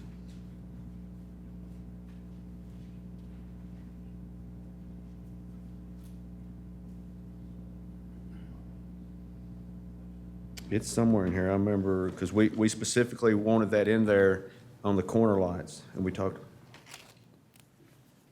Yeah, here it is, let's see here, I think, no, it's not on that. Finals, all fronts. But I think we interpreted that to be the home front, anything on the frontage of the road, front. If you're on the front, either of the roads, that's your front setbacks. You're gonna have brick, but the corner lots will be brick on both sides. I know I got it in here somewhere. I thought I saw it too. I did, I know I've got it in here, I just can't think right But now. it may be the other one. I don't know.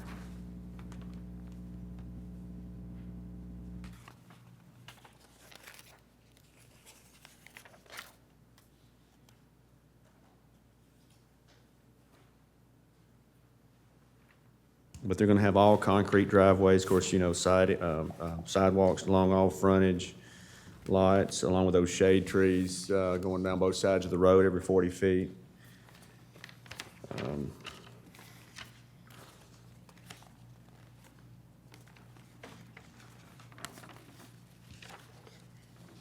Pick the brick and, exterior finishes, or do you all? You what? Yes, yes. Yes, sir. Yes, So sir. you could conceivably have two houses next door to each other with the same brick on it. You could, yeah, you could. Yes, Not that I'll that guy's see. wife will let him do that, but I'm sure that'll happen. My wife wouldn't let me. Sometimes you have like a design review that would try and Yes, sir. prevent that. Yes, sir. Yes, sir. Benchmark guys, or a lot of those guys are gonna be building, they're having us place a variety of different homes throughout the site. So you're not gonna see, like you alluded to, kinda this house and this house. You might have the brick, but they're gonna pop different houses all over this thing. That's what they get me to do. After we get this approval, I'll have all variety of houses set, make sure they sit in all the setbacks. And we'll show where all the driveways are going and coordinate all utilities and stuff prior to me doing construction plans. So they already know what style of house roughly that they're gonna build on those first 50 lots, let's say, and where they're going. So they already know, boom, boom, boom, boom.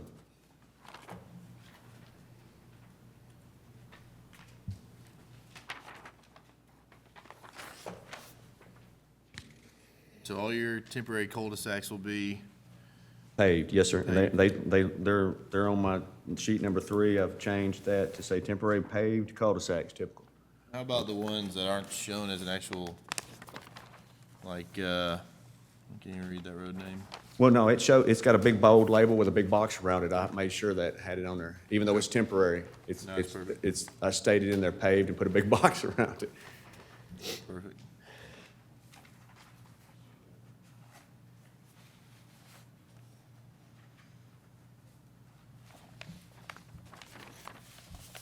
I never did see that about the corner, and I thought I saw it, but. Yeah, well, Yeah. maybe, yeah, I think I did too, but the intent, if I need to change that in there, the intent is anything on the frontage. On the That's road what we're frontage. saying, that frontage, corner lots, both fronts will be masonry material.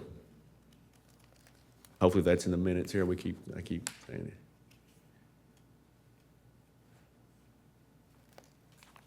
So one of the items for the deferment was show improvements for open areas, so you guys have added walking trails. Yes, They're sir. shown now.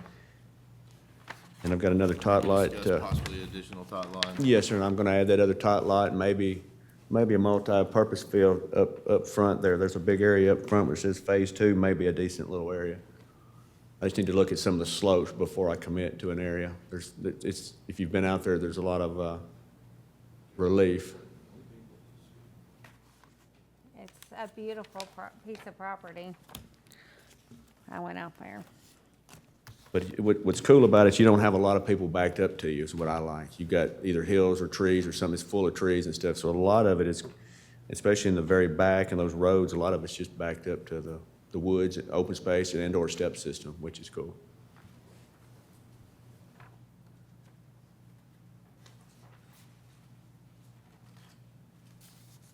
So you guys are gonna try and maintain any, trees that you can or keep? Yes, sir. Yes, sir. We don't want to take down as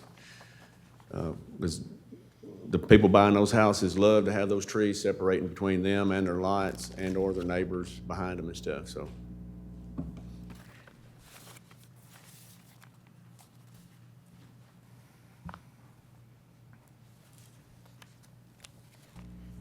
Additional questions? You said it's gonna be Benchmark that's doing it. Is there, a subdivision that is similar, in like, say Franklin or Brentwood that we could? I'm not sure about in Franklin Brentwood that they're doing off the top of my head. I know they're doing It's probably not Davenport Brentwood. Station. Let me restate that, Franklin. Yeah. I'm not sure if where they're at there. I'm not working with them on any projects there. I'm doing with them in Smyrna and Murfreesboro and Rutherford County. And they're doing similar projects like this, depending on what area. I don't know about anything in Franklin. Okay, I'm not working with them there on stuff. They're a very large national builder. yeah, I mean, I know, I Oh, was yeah, just they're- wanting a comparative. Yeah, they're based out To of drive by. California. Because I still worry about quality too. I mean, that's still a concern to me. Yeah. I don't want the same type of houses. And then I want to make sure that what we're getting is a quality product. Not really concerned about quantity. Yeah. I'm more worried about quality. Well, they're wanting to do they're coming in here with a good presence. They're not, I think they're wanting to build a nice product and come in and make an affordable, nice product, I guess is the key. Starter home in Williamson County right now is running between 500,000 and 600,000, so, in Williamson County. That's a starter home, like, which is unbelievable right now. What's the planned price point for these, though? What's the planned price point for these? They're yeah, somewhere around three. High square footage. It's the problem there is the land. The difference there is you got a land cost of a single little bitty lots on average is $130,000, $140,000. I'm doing a ton of subdivisions there, and that's kind of the cheaper end. So that's why you're ending up with a $500,000 lot, a house, I mean. So you'll be taking this, if approved here, and you'll get the rezoning and Yes, ma'am. the annexation at the same time? Yes, ma'am. Yes, ma'am. With the topography of this development, do you feel comfortable that you can gain 3 acres of improved recreational space? Yeah, oh, yeah, we got plenty of stuff we can move around. Now, we may have to cut some trees down and move some dirt. I know the topography of this pretty well, and it's. Oh, yeah, we're gonna have to, If you look in Phase 5, just for an example, where she mentioned another tot lot, of course, you've got 3 legs, if you will. Oh, yeah. of houses, which is on a little ridge. yes, yeah.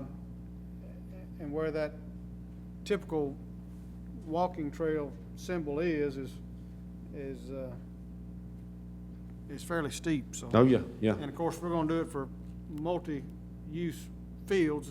Yeah, we're gonna have It'd to be level hard them. playing football on a 20% grade. Yeah, we'll have to level out the best we can. I mean, it may be some throwing downhill, you'll be the bad one at the bottom, I guess, but. The same ones in Williamson County that I'm doing. I mean, over there, my sites over there are 5 to 15% slopes. They won't let you develop on anything greater than 15%. But, you got a lot, your open space over there is stuff straight up there.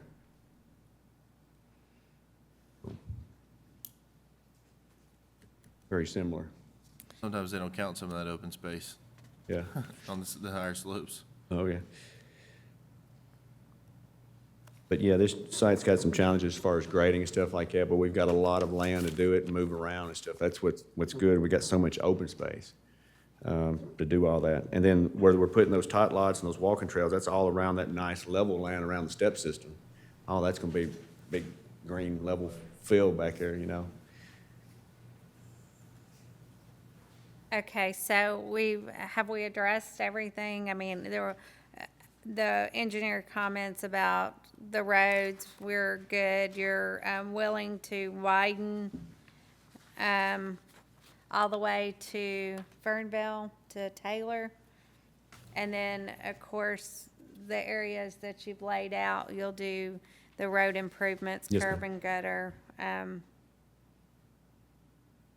Well, we won't do curb and gutter out there on the Well- Taylor Road stuff. It's just state road. We're just doing the widening and stuff out there. Well, what's in front of your subdivision, what are you doing?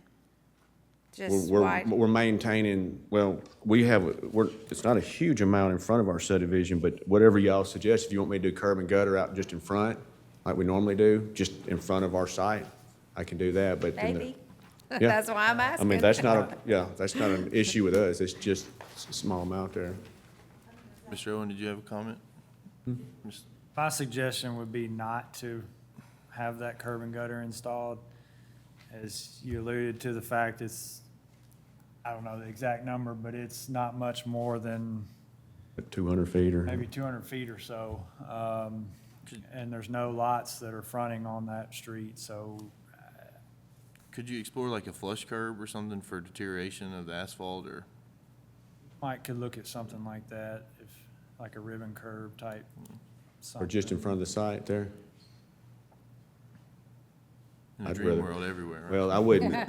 Well, that ribbon curve's a pain. I'd rather do the curb and gutter. I mean, because you have to dig that stuff way down deep and tear up a bunch of stuff just to pour it down, just to be flush. It doesn't do anything. It doesn't hold or control any drainage unless you build it up, and it's flush with the pavement, it really is. Don't you think, Will?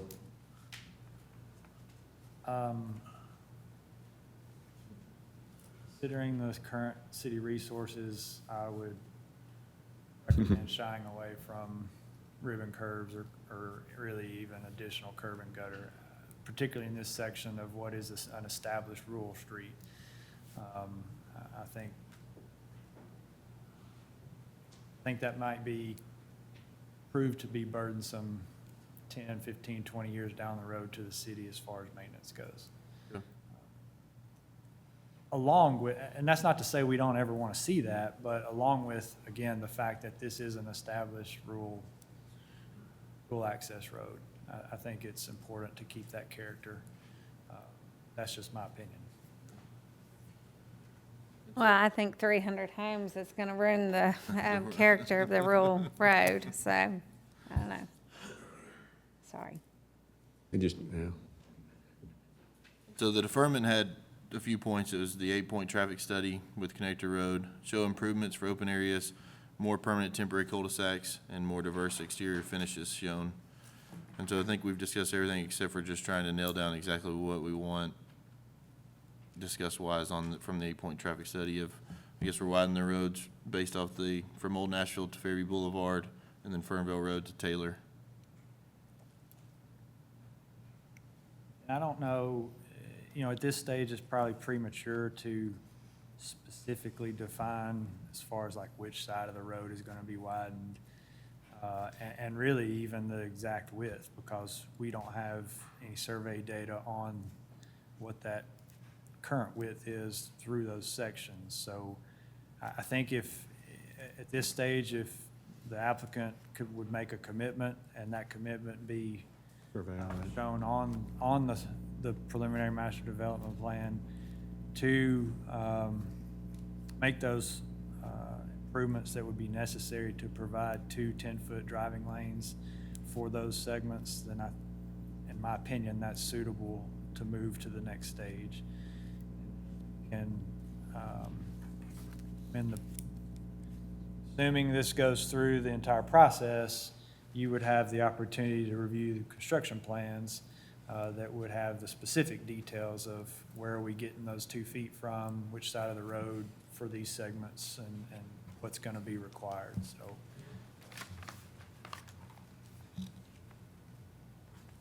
just as like I said, the comment is for those 2 specific segments.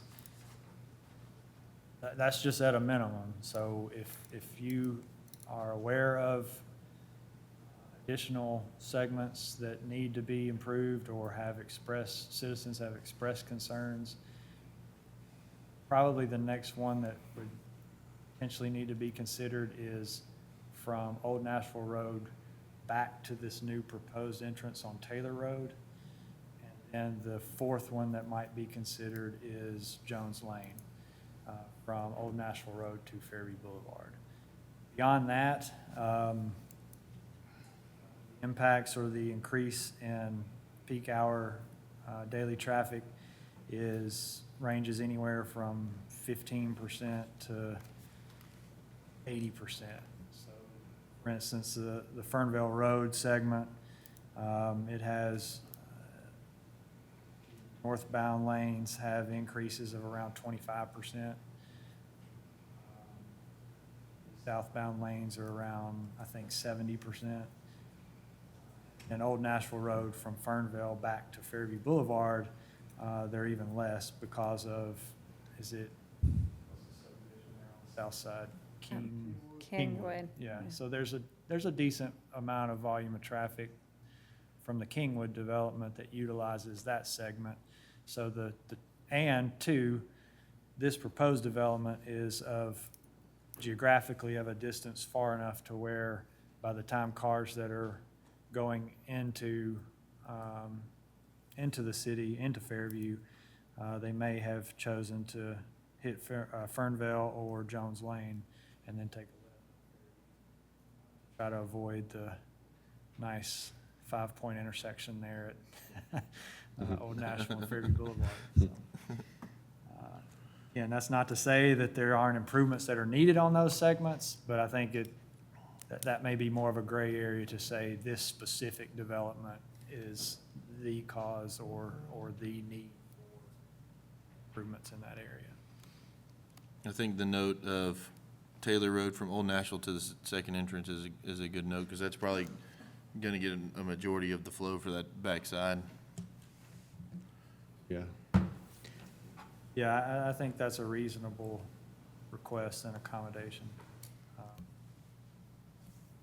What'll have to be researched, and Mr. Reed may know this, I'm not certain if that segment of Taylor Road is in the city limits currently, or if that is county right away. I do not know the answer to that. According to this, it's in the. Yeah, it's split. It's in the city? No, a part of it's county. So and that's not necessarily something that needs to be resolved tonight, but if Planning Commission desires to see that node improved or widened to that 20-foot total width, and the BOC agrees with that and their motions, then if that's a discussion at first reading of BOC, then we probably need to get with the applicant and amend the annexation request to include that right-of-way at that stage.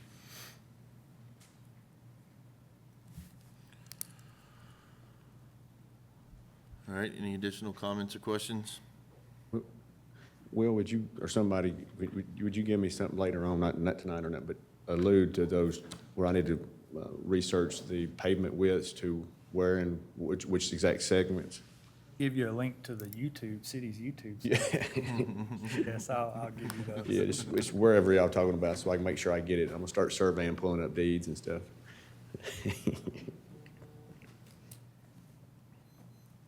Does anyone want to entertain a motion?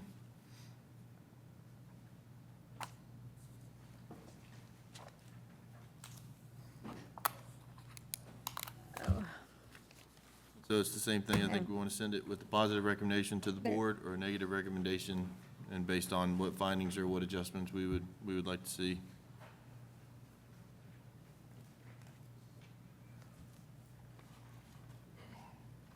Does this come back to us again ever? It would come back, You just said that it does. not for the rezoning, but for the construction plans. Correct. Assuming you don't make a motion for deferment or a request to see revisions, the rezoning request and preliminary master development plan would move forward to the BOC. You would not see that again. You would see, if the BOC approves the annexation and the rezoning, those are two separate actions. I know they'll be going concurrently, but they are two separate legal actions, or, ordinance reviews by the BOC. Then the next thing that you would see would be in essence, what would be a preliminary plat and construction plans, engineering construction plans with detailed specifics on existing grading, proposed grading, road cross-sections, drainage improvements, everything would be in that packet of construction plans that would come back to the planning commission. Absolutely. And I guess it just goes back to remembering the planning commission's job is to make sure that we are approving subdivisions based on our own city codes. And then it's up to the Board of Commissioners whether or not they want to rezone something or accept the PUD. But it is key that we ask for everything we want, because once it goes to the Board of Commissions and it's approved, it's set in stone. Now, with the details will come back as far as for more approval, but just when you go forward, it's always best to try to add whatever you think you want to see. But as far as the planning commission, this is not the last step. It has to make it through the Board of Commissioners for the rezoning and the final PUD.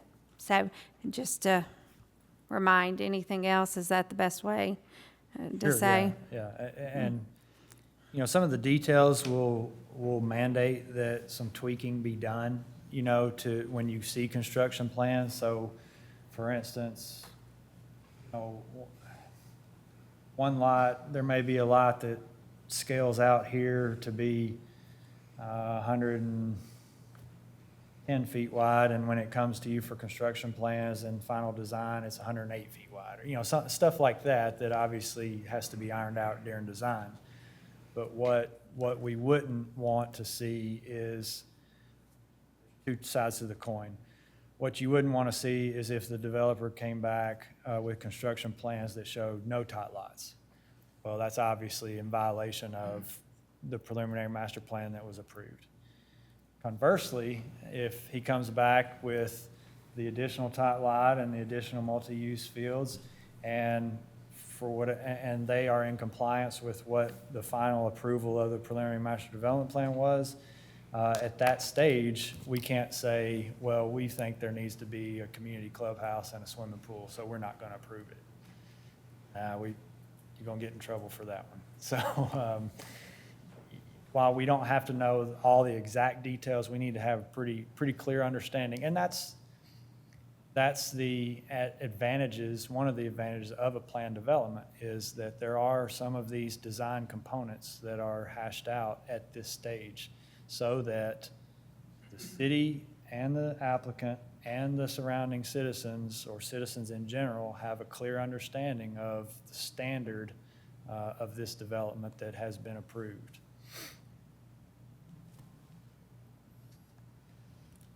Okay. Anyone like to make a motion? The notes I have written down just for reference are adding the tot lot, commit to showing improvements to provide 2 10-foot driving lanes on the areas mentioned in the staff comments, and then also from the second entrance to Old Nashville Road. And of course, the staff comments. To Taylor, yeah, Fernville to Taylor. And then the addition of the side entrance on Taylor from Old Nashville down.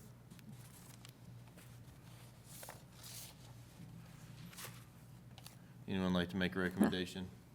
Okay, I have to For or see if I against? can. Tim, you're better at remembering all this.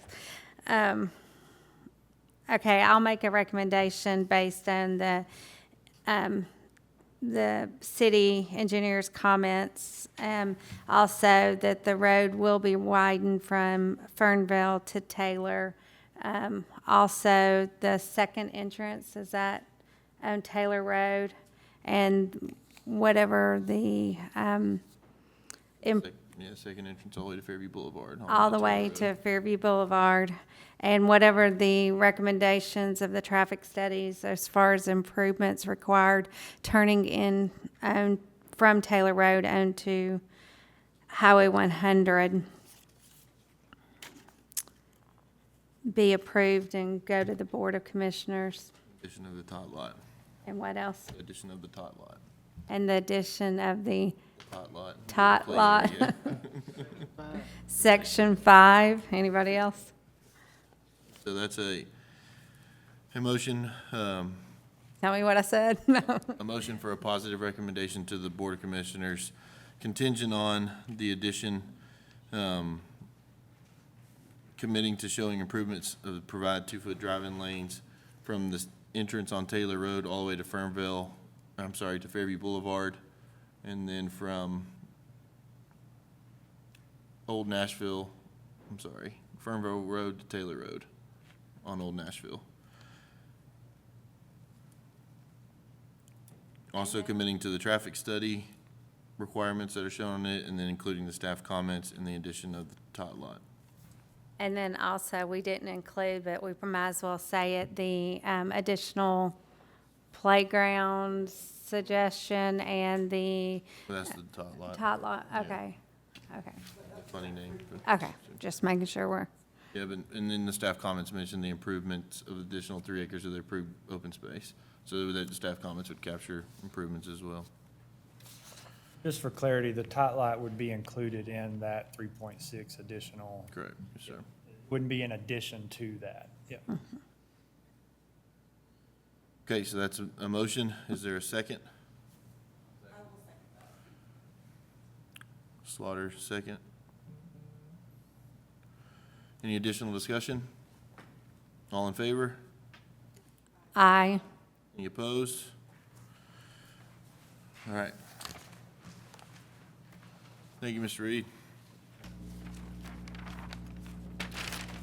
So it's 9:06. Do you guys want to take a quick recess? Please. Take a quick 5 to 10 minute recess, as quick as we can.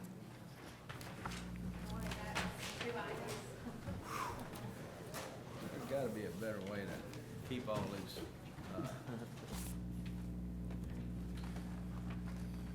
I don't have any, See, these two for staff review adjustment, and so they're longer lists than typical. Had they have gone to staff review meeting, their list would be 5 or 6 items. But since they go through that, and they didn't show up, they didn't know about it or whatever, but, the list was a lot longer than. Don't they put off? See, I don't have any information tonight. I don't have an agenda in my It should packet. have all been, with your packet. When I picked it up, it wasn't in there. When I moved this, did it get better? Oh, okay. Thought you said it still was all. No,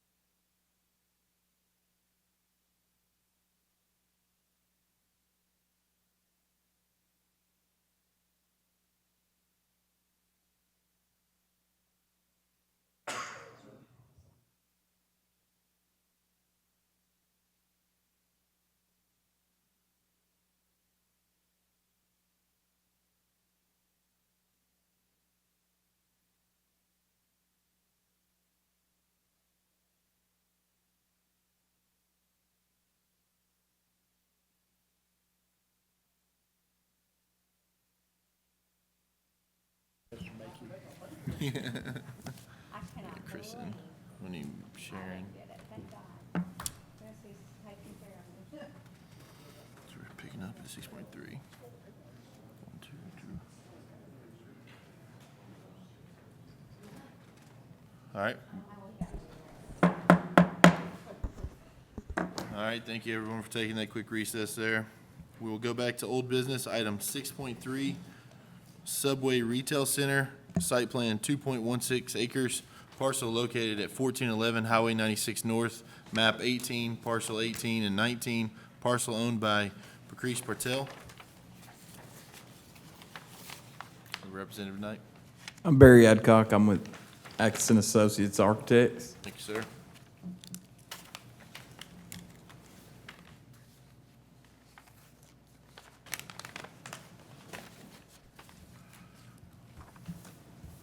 All right, so this is coming back to us based off the discussion on the HVAC units,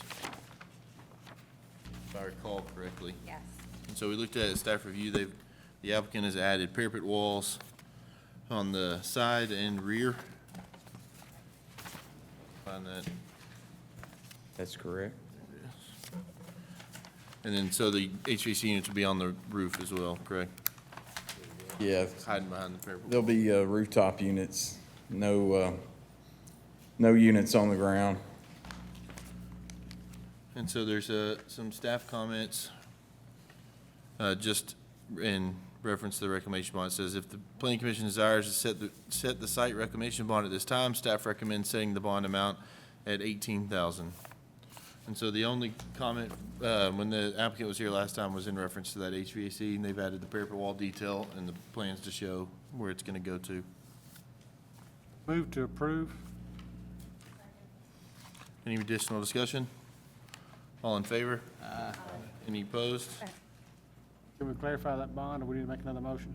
Yep, let's make a motion to add the bond to, set the reclamation bond tonight for him. Make a motion, we set the bond for item 6.3 for $18,000. Based off the engineer's comments, so that's a motion, set reclamation bond. Is there a second? Anderson, second. All in favor? Aye. Aye. Opposed?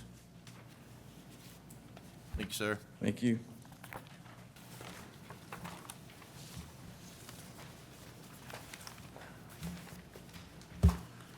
All right, old business, item 6.4, Liberty Hill Church of Christ, site plan 18 acres, parcel located at 2931 Fairview Boulevard, tax map 69, parcel 79, parcel owned by Liberty Hill Church of Christ.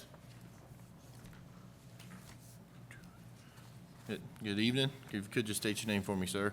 Jeff Duke. Thank you. I represent Liberty Hill as a member and as our engineering company. Sir. And so there are no staff comments in regard to this.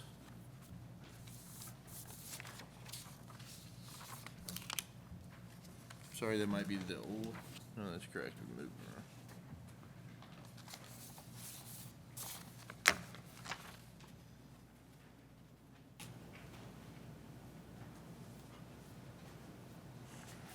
Mr. Duke, if you could just give us a brief synopsis of kind of where you guys stand as far as your project and what you're looking Yeah. for here. Well, we came before this commission, I think, in February or March, I can't remember, but then was deferred to get conditional use permit by the Board of Zoning. We went to Board of Zoning, that was approved. Came back, went through staff review, made a few edits, but it's a proposed, the current plan is to remodel an old house that's on site, add some parking and an outdoor classroom, picnic pavilion, and a add on to a metal building for a recreation type room. And that's really just for fellowship and youth events. The future use of the property, which may be 5, 10, 20 years to build a church there in the future, but that's not the current plan. We would come back before the board when that happens, when and if that does happen.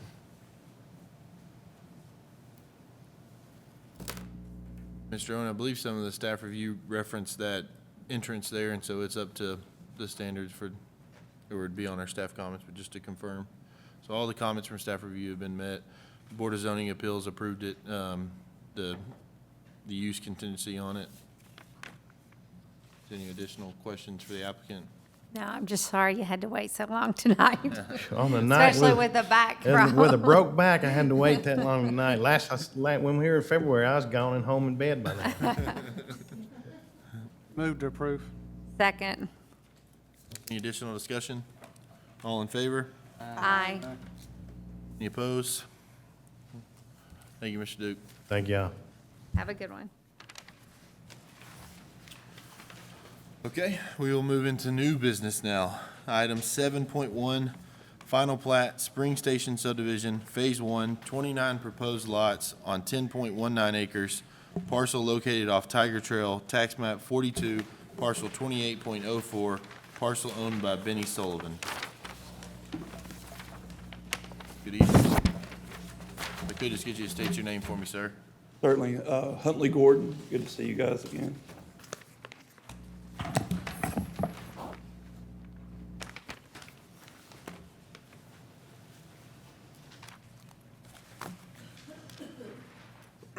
So there's two staff comments on this final plat review.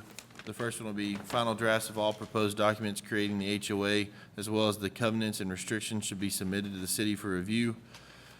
Item 2, it appears the future phase area at the end of Tiger Trail has an incorrect parcel number label. Please revise accordingly.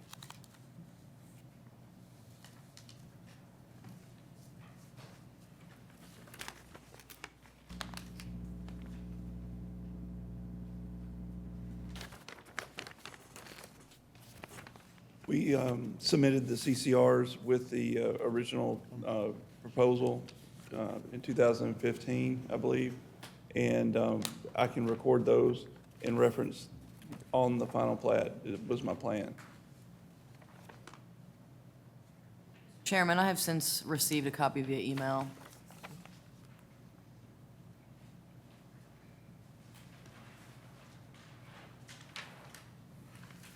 Chief Hughes, I believe this was the subdivision we were trying to question to find the exact hydrant locations. Did you guys get a chance to confirm, or? I guess there was, I saw the plan that day, but Sharon said, but I think I guess there was some discussions, Mr. Owen, on the distances. I don't know if we, distances were what we had a question with, and possibly looking at what the ordinance says about 500 feet. I think the ordinance said something different, okay.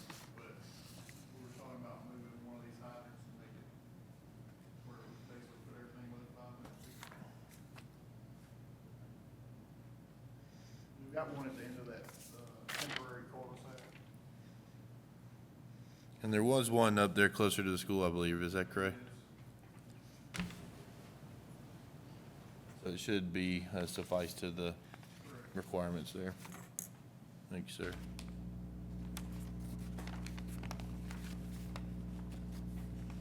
Any additional questions or comments? Anyone like to make a motion? Well, I do have a question, just for clarification. Ma'am? The septic tank easement detail should not be there, correct? I might have to look in. And so those are probably going to be grinder pumps. Okay. It should be there. It's the grinder tank. for It's the front. grinder tanks? Yes, ma'am. Okay. Move to approve. We have a motion? Is there a second? I'll second it. Anderson, second. Any additional discussion? All in favor? Aye. Any opposed? Thank you, sir. And I do have one question, really, or some guidance. During the break, I was speaking with the engineer, and I found the bid for the final topping. We have a reclamation bond on this now. The bid for the final topping was $31,189, and we had just discussed coming back, because I didn't know if I had that with me, but I was able to pull it up on my email. Could we do that tonight, or establish a performance bond for $35,000, which is 110% of our estimate, or do you want to do that in August? I'm not trying to, I think that would be based off, off our staff's recommendation. I don't know if it'd be proper to add to it or not if he hasn't had a chance to review or, And your bond would also cover your sidewalks too, so. Yeah, I think my preference would be for me to, between tonight and the next meeting, to go assess the status. that's no problem. I didn't know if I could. Try to get it. No, I appreciate it. If I had that information with me and I was able to pull it up. sir. So, No, I appreciate it. Thank you tonight. Thank you, sir.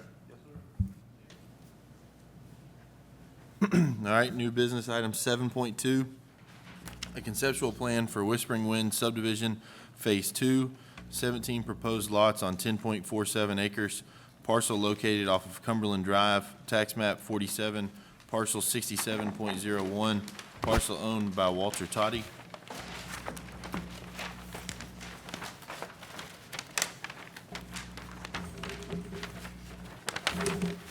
Mr. Toddy? Toddy, I'm the owner of the property and here to answer any questions y'all may have for me about the project.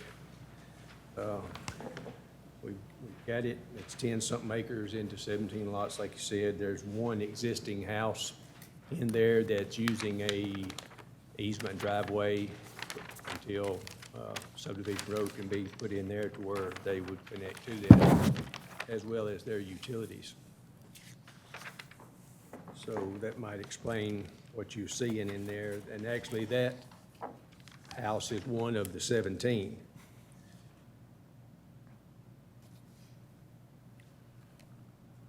I've got a few staff comments. I'll get Mr. Mangrum to read them for me there. Number one, a site context map in accordance with section 5-102.201 of the subregs should be submitted. An existing resources and site analysis sheet in accordance with section 5-102.202 should be submitted. The distance note between Cumberland Estates entrance and the proposed Whispering Winds Lane does not include a distance measurement.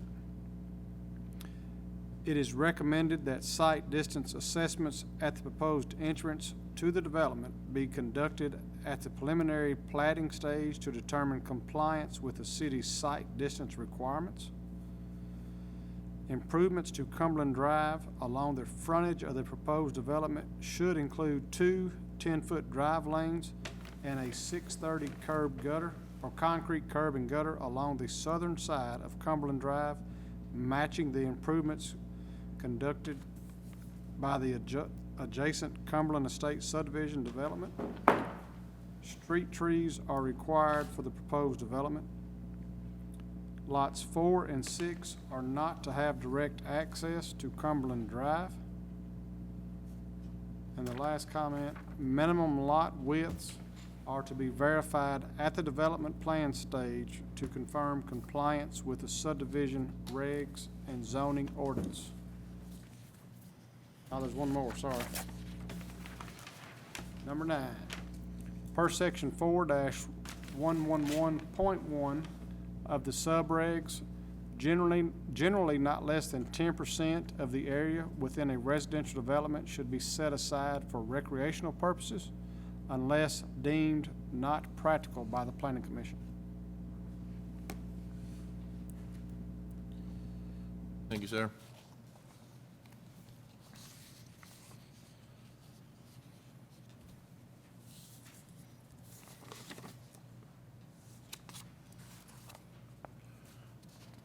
Mr. Toddy, have you received these comments and had a chance to review it all? Have not?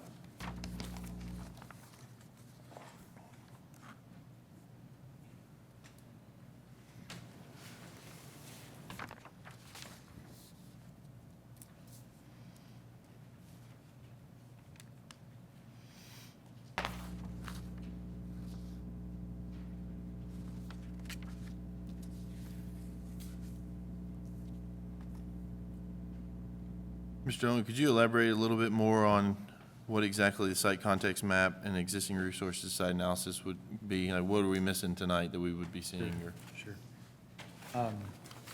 While I'm finding that spot in the subregs, just to remind you kind of the transition, this is just a standard subdivision. There is no planning or planned unit development or PUD involved with this particular development. So this is just a straight R20 zone, meaning that every lot has to be a minimum of 20,000 square feet. You will see, I think it is lot 6 that appears to be a little bit under that threshold. So we, at this time that a development plan comes through, which is the next stage in a conventional development, we would need to see that, lot 6 had been increased to that minimum 20,000 square feet. The question that was asked was 102.201.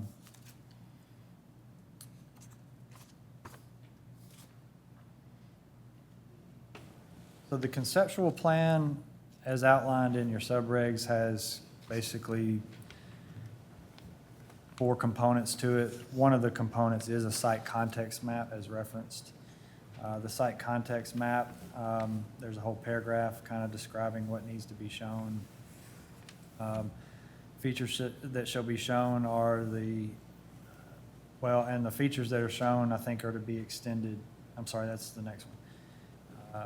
Topography from a USGS map, also identifying streams, valleys, wetland complexes, woodlands, ridge lines, public roads, trails, utility easements, right-of-way, public land, and land protected under conservation easements.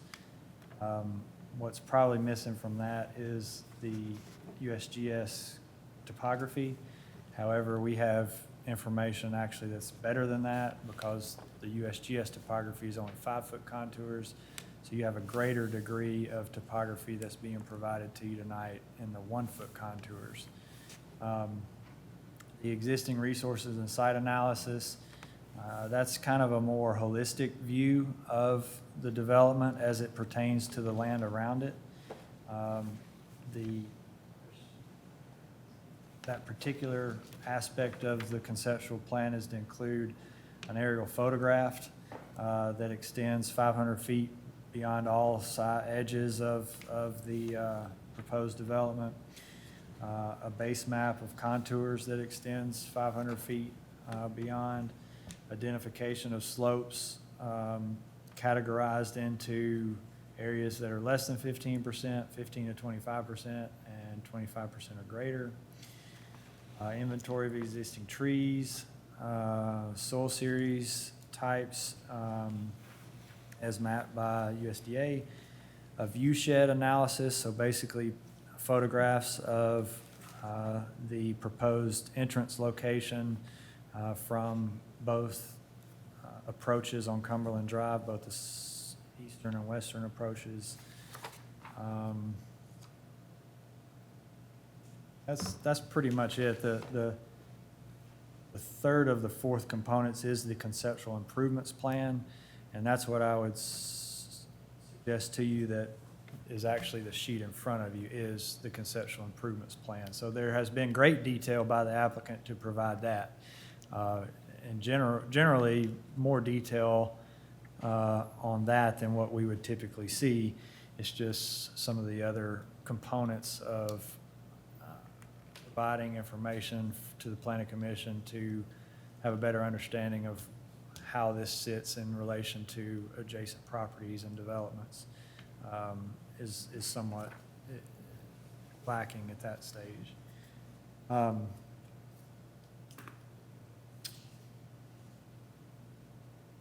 also like to address the last comment. For those of you that have been serving for a while, you may recall the Planning Commission took an approach to a very similar development on Horn Tavern Road that was a straight R20 zone. I believe that was proposing half-acre lots approximately, and it was approximately the same total number of lots, somewhere in that 15 to 20 range. The approach that was taken by the Planning Commission at that time was that the intent of the open space requirement was, again, per the Planning Commission's opinion, they felt like the intent of the open space requirement was for larger developments with significant number of lots, and when those lots were smaller in nature, general, maybe less than 10 or 12,000 square feet, then that's when the invocation of minimum of 10% of open space was generally required. I included that comment because technically it's still a requirement in your subregs, but I did want to let you know historically you have in essence deemed these conventional subdivisions that have half-acre lots as not being suitable or practical for those open space requirements. But I did want to include that as a comment, just remind everyone of where we've come from, so. Thank you, sir. And the entry to this project is gonna be right in that sharp turn on Cumberland there, and then also trying to obtain the distance from the Cumberland Estates second entrance that will be right around the corner there to this one. And so staff recommendation of a site distance assessment would probably be beneficial to try and see, is that entrance gonna be allowed in that curve, or will it be practical in that curve, or would it have to be adjusted? I don't know if you have any insight or into that. I don't know. You know, my general feel is, not having seen the actual data, from a practical standpoint, being in the bend there is probably about the best place it could be in this development. If you think about someone that is staged or queued on the proposed road that is desiring to turn right or left onto Cumberland Drive, they will be able to see topography excluded. That's why the site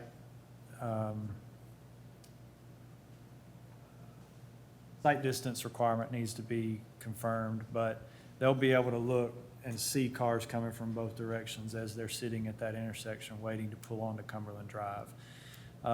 Conversely, cars that are traversing Cumberland Drive to the east from Cumberland Estates or from Fairview Boulevard that are approaching this development, if the proposed entrance was further down Cumberland Drive, then you could potentially have a situation where a car has come around the bend, for whatever reason, can't make the right turn in, and so is sitting there in Cumberland Drive, and another car comes behind around that curve, and there potentially could be some rear-end collision there. And the same if you're turning left, if it's, you know, on down Cumberland Drive, then that same scenario could exist. So, you know, it seems illogical, but when you think about being a driver making those actions, I don't know that there's a better location for this particular entrance. Mr. Toddy, just out of curiosity, the house that's currently there, you said it was like a shared drive situation or that goes down to the house. I had questions about the way it's positioned. Is it going to face this Whispering Hills or Whispering Wind Lane, I guess? It kind of looks like, is it going to be a direct own or? It's pretty much facing right to the new proposed road. Okay. So it's going to line up probably real close with the rest of the houses around it. It looks like it's got a slight angle on it on this drawing right here, but actually by being over there and looking at it, it's going to line up pretty good. Okay. Best as I recall, Mr. Trotty may be able to correct me, but I don't know the full history of how this lot was created, but I do believe that it was created in a manner that had some forethought to something like this being done on the remainder of the property. Is that pretty accurate? That is correct. It was originally a 10 point, or I guess that'd be included in the 10.47, or, and the guy that owned it all built this house in there with all this ground around him, and then decided he wanted to subdivide it later. Didn't never do so, so sold it in that pretense right there. So it was kind of the general idea originally. So I haven't really changed anything from his original idea as far as the road location and the way things would face.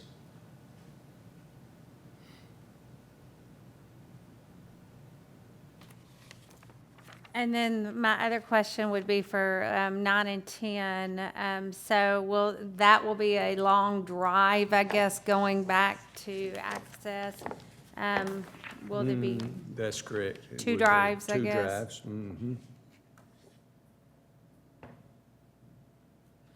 And then as far as the engineer comments, now I know you just got them tonight, but looking at those, are those all things that you think you can accommodate?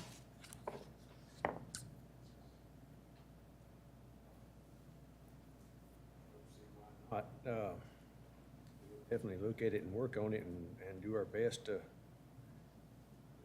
post is what y'all require as I can.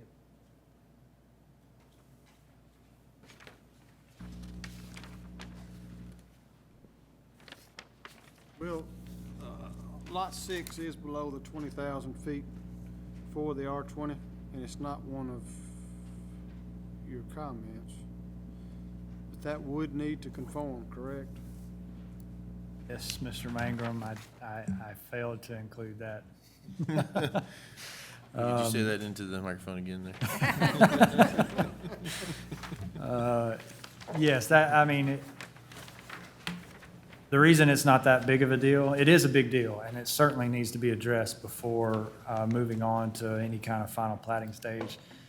But to me, it appears that the additional 3,800, whatever, some odd square feet can easily be obtained from Lot 7. Yeah.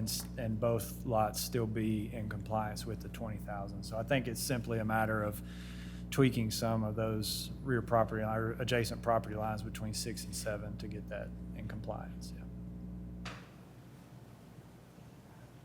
Additional questions or comments?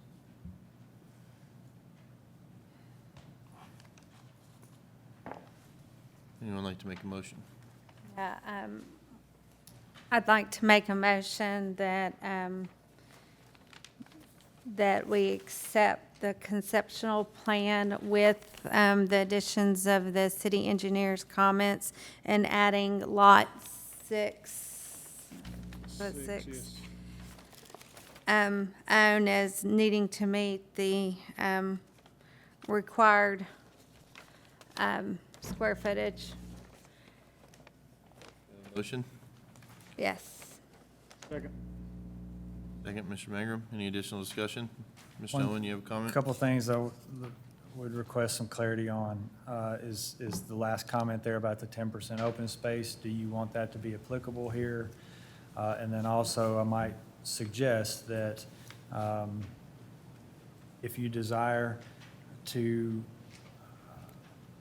require the site context map and the existing resources and site analysis sheet, that be potentially presented to you at the next step, which would be the development plan, if that's a desire that you see. And that way, that can afford the applicant the opportunity to move forward without setting back another month.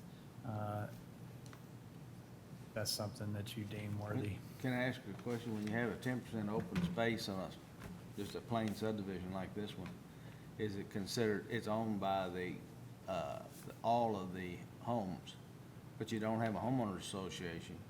And that, correct, and that was part of that prior discussion was. That doesn't hunt for me. I don't know how you're gonna maintain it or. Right. So I personally think that's a bad deal. It should not, if you're gonna do a plain subdivision with no homeowner association, no dues, no restrictions, no responsibility for maintaining that common space, I just think it ought to be not there. And that's a very good point, and that was part of the discussion that took place several months ago.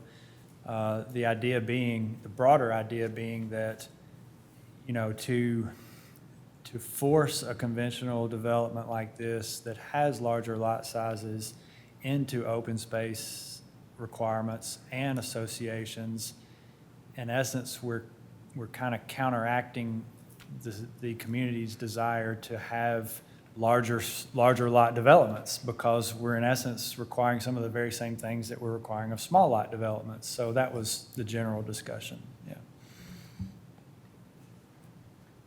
So the easiest way might be to remove your motion, and in your motion, strike number 9 from the staff comments. I'll remove my second. I'll remove my motion. But now I gotta remember it all So again. I'll entertain a Go ahead. motion for a positive recommendation, including the staff comments, striking number 9, and also adding a note to ensure lot 6 will be 20,000 square feet. So moved. Is there a second? Second. Good at that. And so, any additional discussion? All in favor? Aye. Any opposed? Thank you. Thank you, sir. Thank you. All right, item 7.3. Site plan for lumber exchange yard on Highway 96 North, proposed by Middle Tennessee Lumber, 14.56 acres, parcel located at 1540 Highway 96 North, tax map 18, parcel 1, parcel owned by L. Hooper Inman. Is there anybody here to represent them?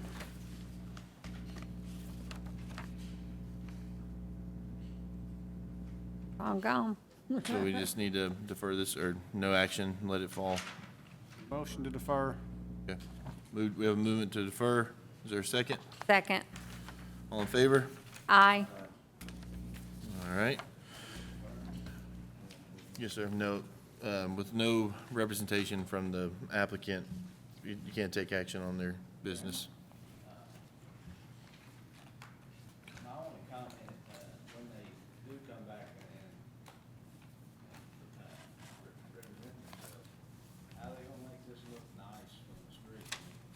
There's several around that I've noticed of this same process, especially if you go down Highway 7, or Columbia, there's a big one down there. I mean, it's not very good enterprise, but it's not very attractive.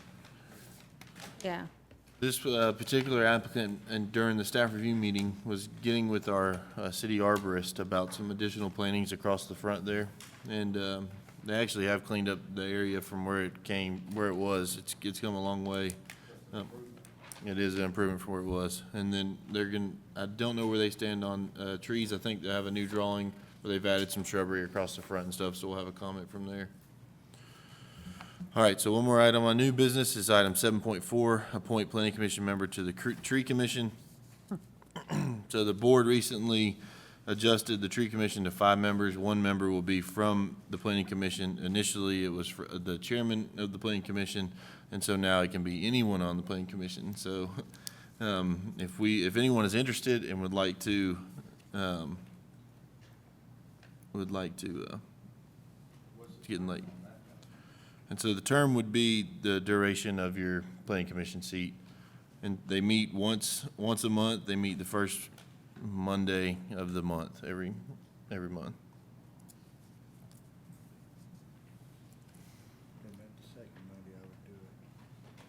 What's that? If they met the second Monday, I would do it. If you can make it. 'Cause I've got to travel every other week, so. So is anyone interested? I've served several strong years on the tree board and would love to pass the torch to you guys and can give you any advice that you might need. Well, I mean, you would be perfect, Jim, but if that's not gonna work out, you know, they're not gonna be, I've got, when I leave here tonight, I'm driving to Crossville, okay. so, typically, 1 week I would have to leave late to go to work because of the tree board, and after it changes around, then it would be the other way. Okay, anybody else want to volunteer? Another commitment on that first Monday, so I could do it. I could be a part of the tree board. I don't know anything about trees, but I could be part of the tree commission. Yeah, you'll learn a lot. I appreciate you volunteering him. And so, It may be better if you don't. you'll fit right in there. Okay, so is there a motion to appoint Ms. Slaughter? So moved. Any additional discussion? We appreciate you volunteer. Thank you very much. All in favor? Aye. Any opposed? All right, we will go into reports, discussion, and information. 8.1, City Planner, Ms. Costanza. Thank you, Mr. Chairman.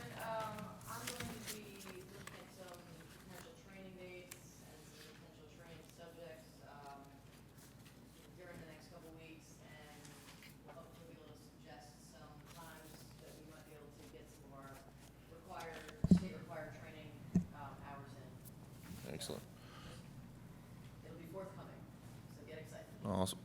One thing that was on the budget discussion was allocating to allow the entire board to become members of the American Planning Association, and which would give us access to some of, some of those resources. So I don't know, it's something that we can confirm if it was still made the cut, but that would be great, I think. Any additional things tonight? No, that's it, thanks. Awesome.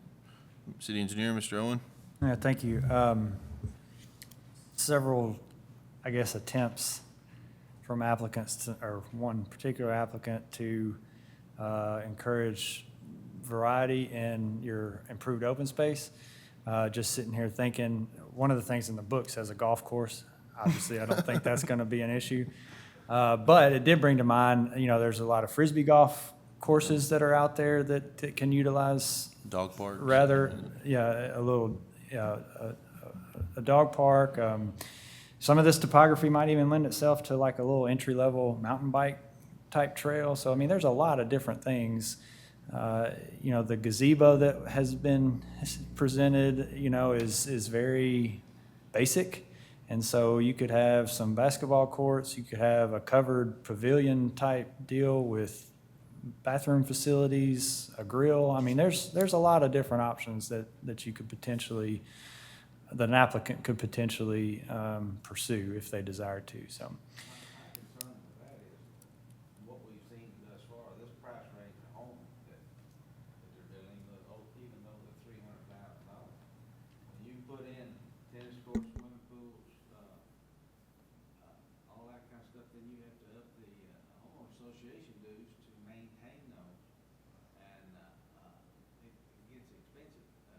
And when you have larger homes, larger income in that community, it's not such a big deal. But,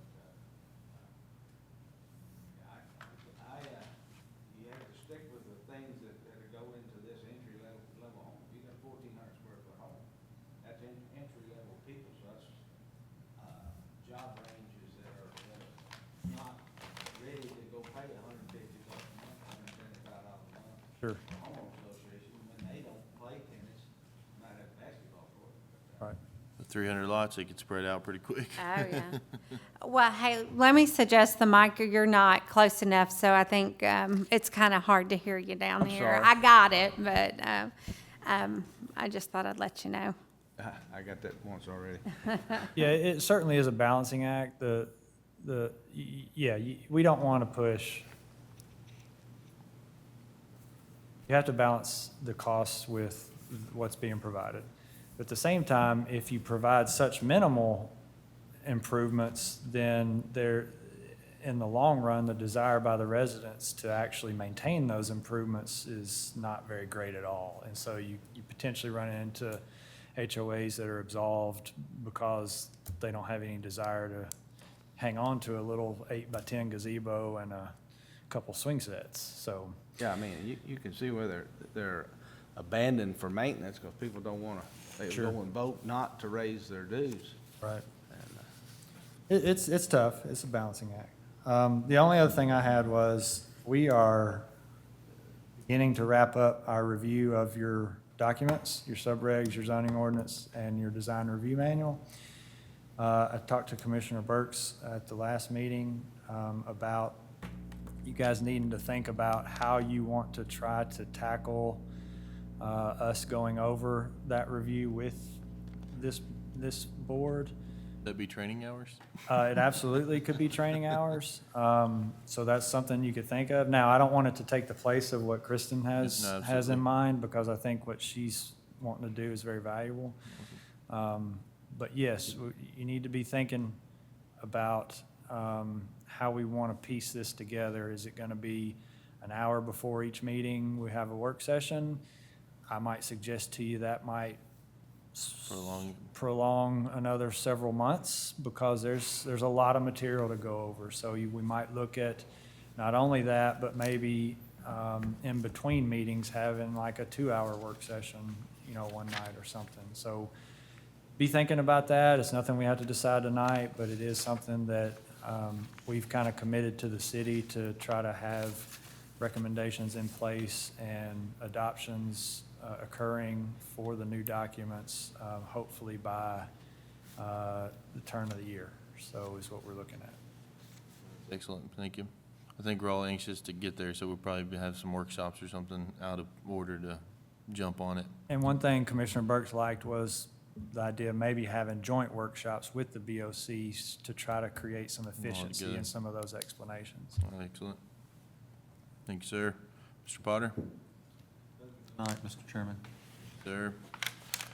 Item 9, communication from the planning commission members. Ms. Slaughter? Ms. Anderson? Oh, thank you. Mr. Powers? Mr. Mangrum?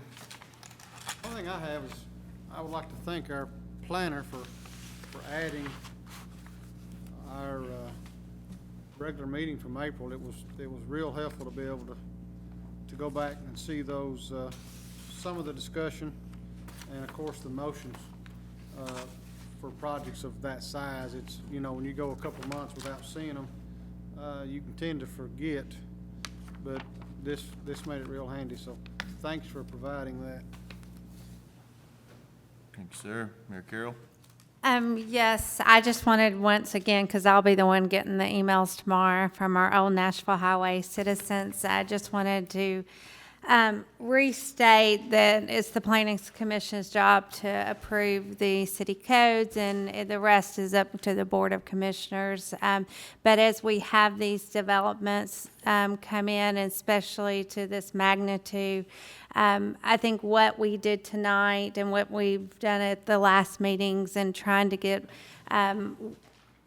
the details worked out, try to get the developer so many times to commit to improving our community. So many times they've come to the Planning Commission and it's about what they can do and the most money they can make, and it's just going to leave a forever impact in our community. So I really think it's important, where we are moving these things forward, that we are getting the road widening and we are getting the sidewalks connected. And so it's going to ultimately resort to the board whether or not it gets approved, but our job is to try to get it in the best condition, meeting our codes, and I think that's what we did tonight. So I'm very proud of that fact, and I think if we continue this, that we're only going to have a quality product for Fairview.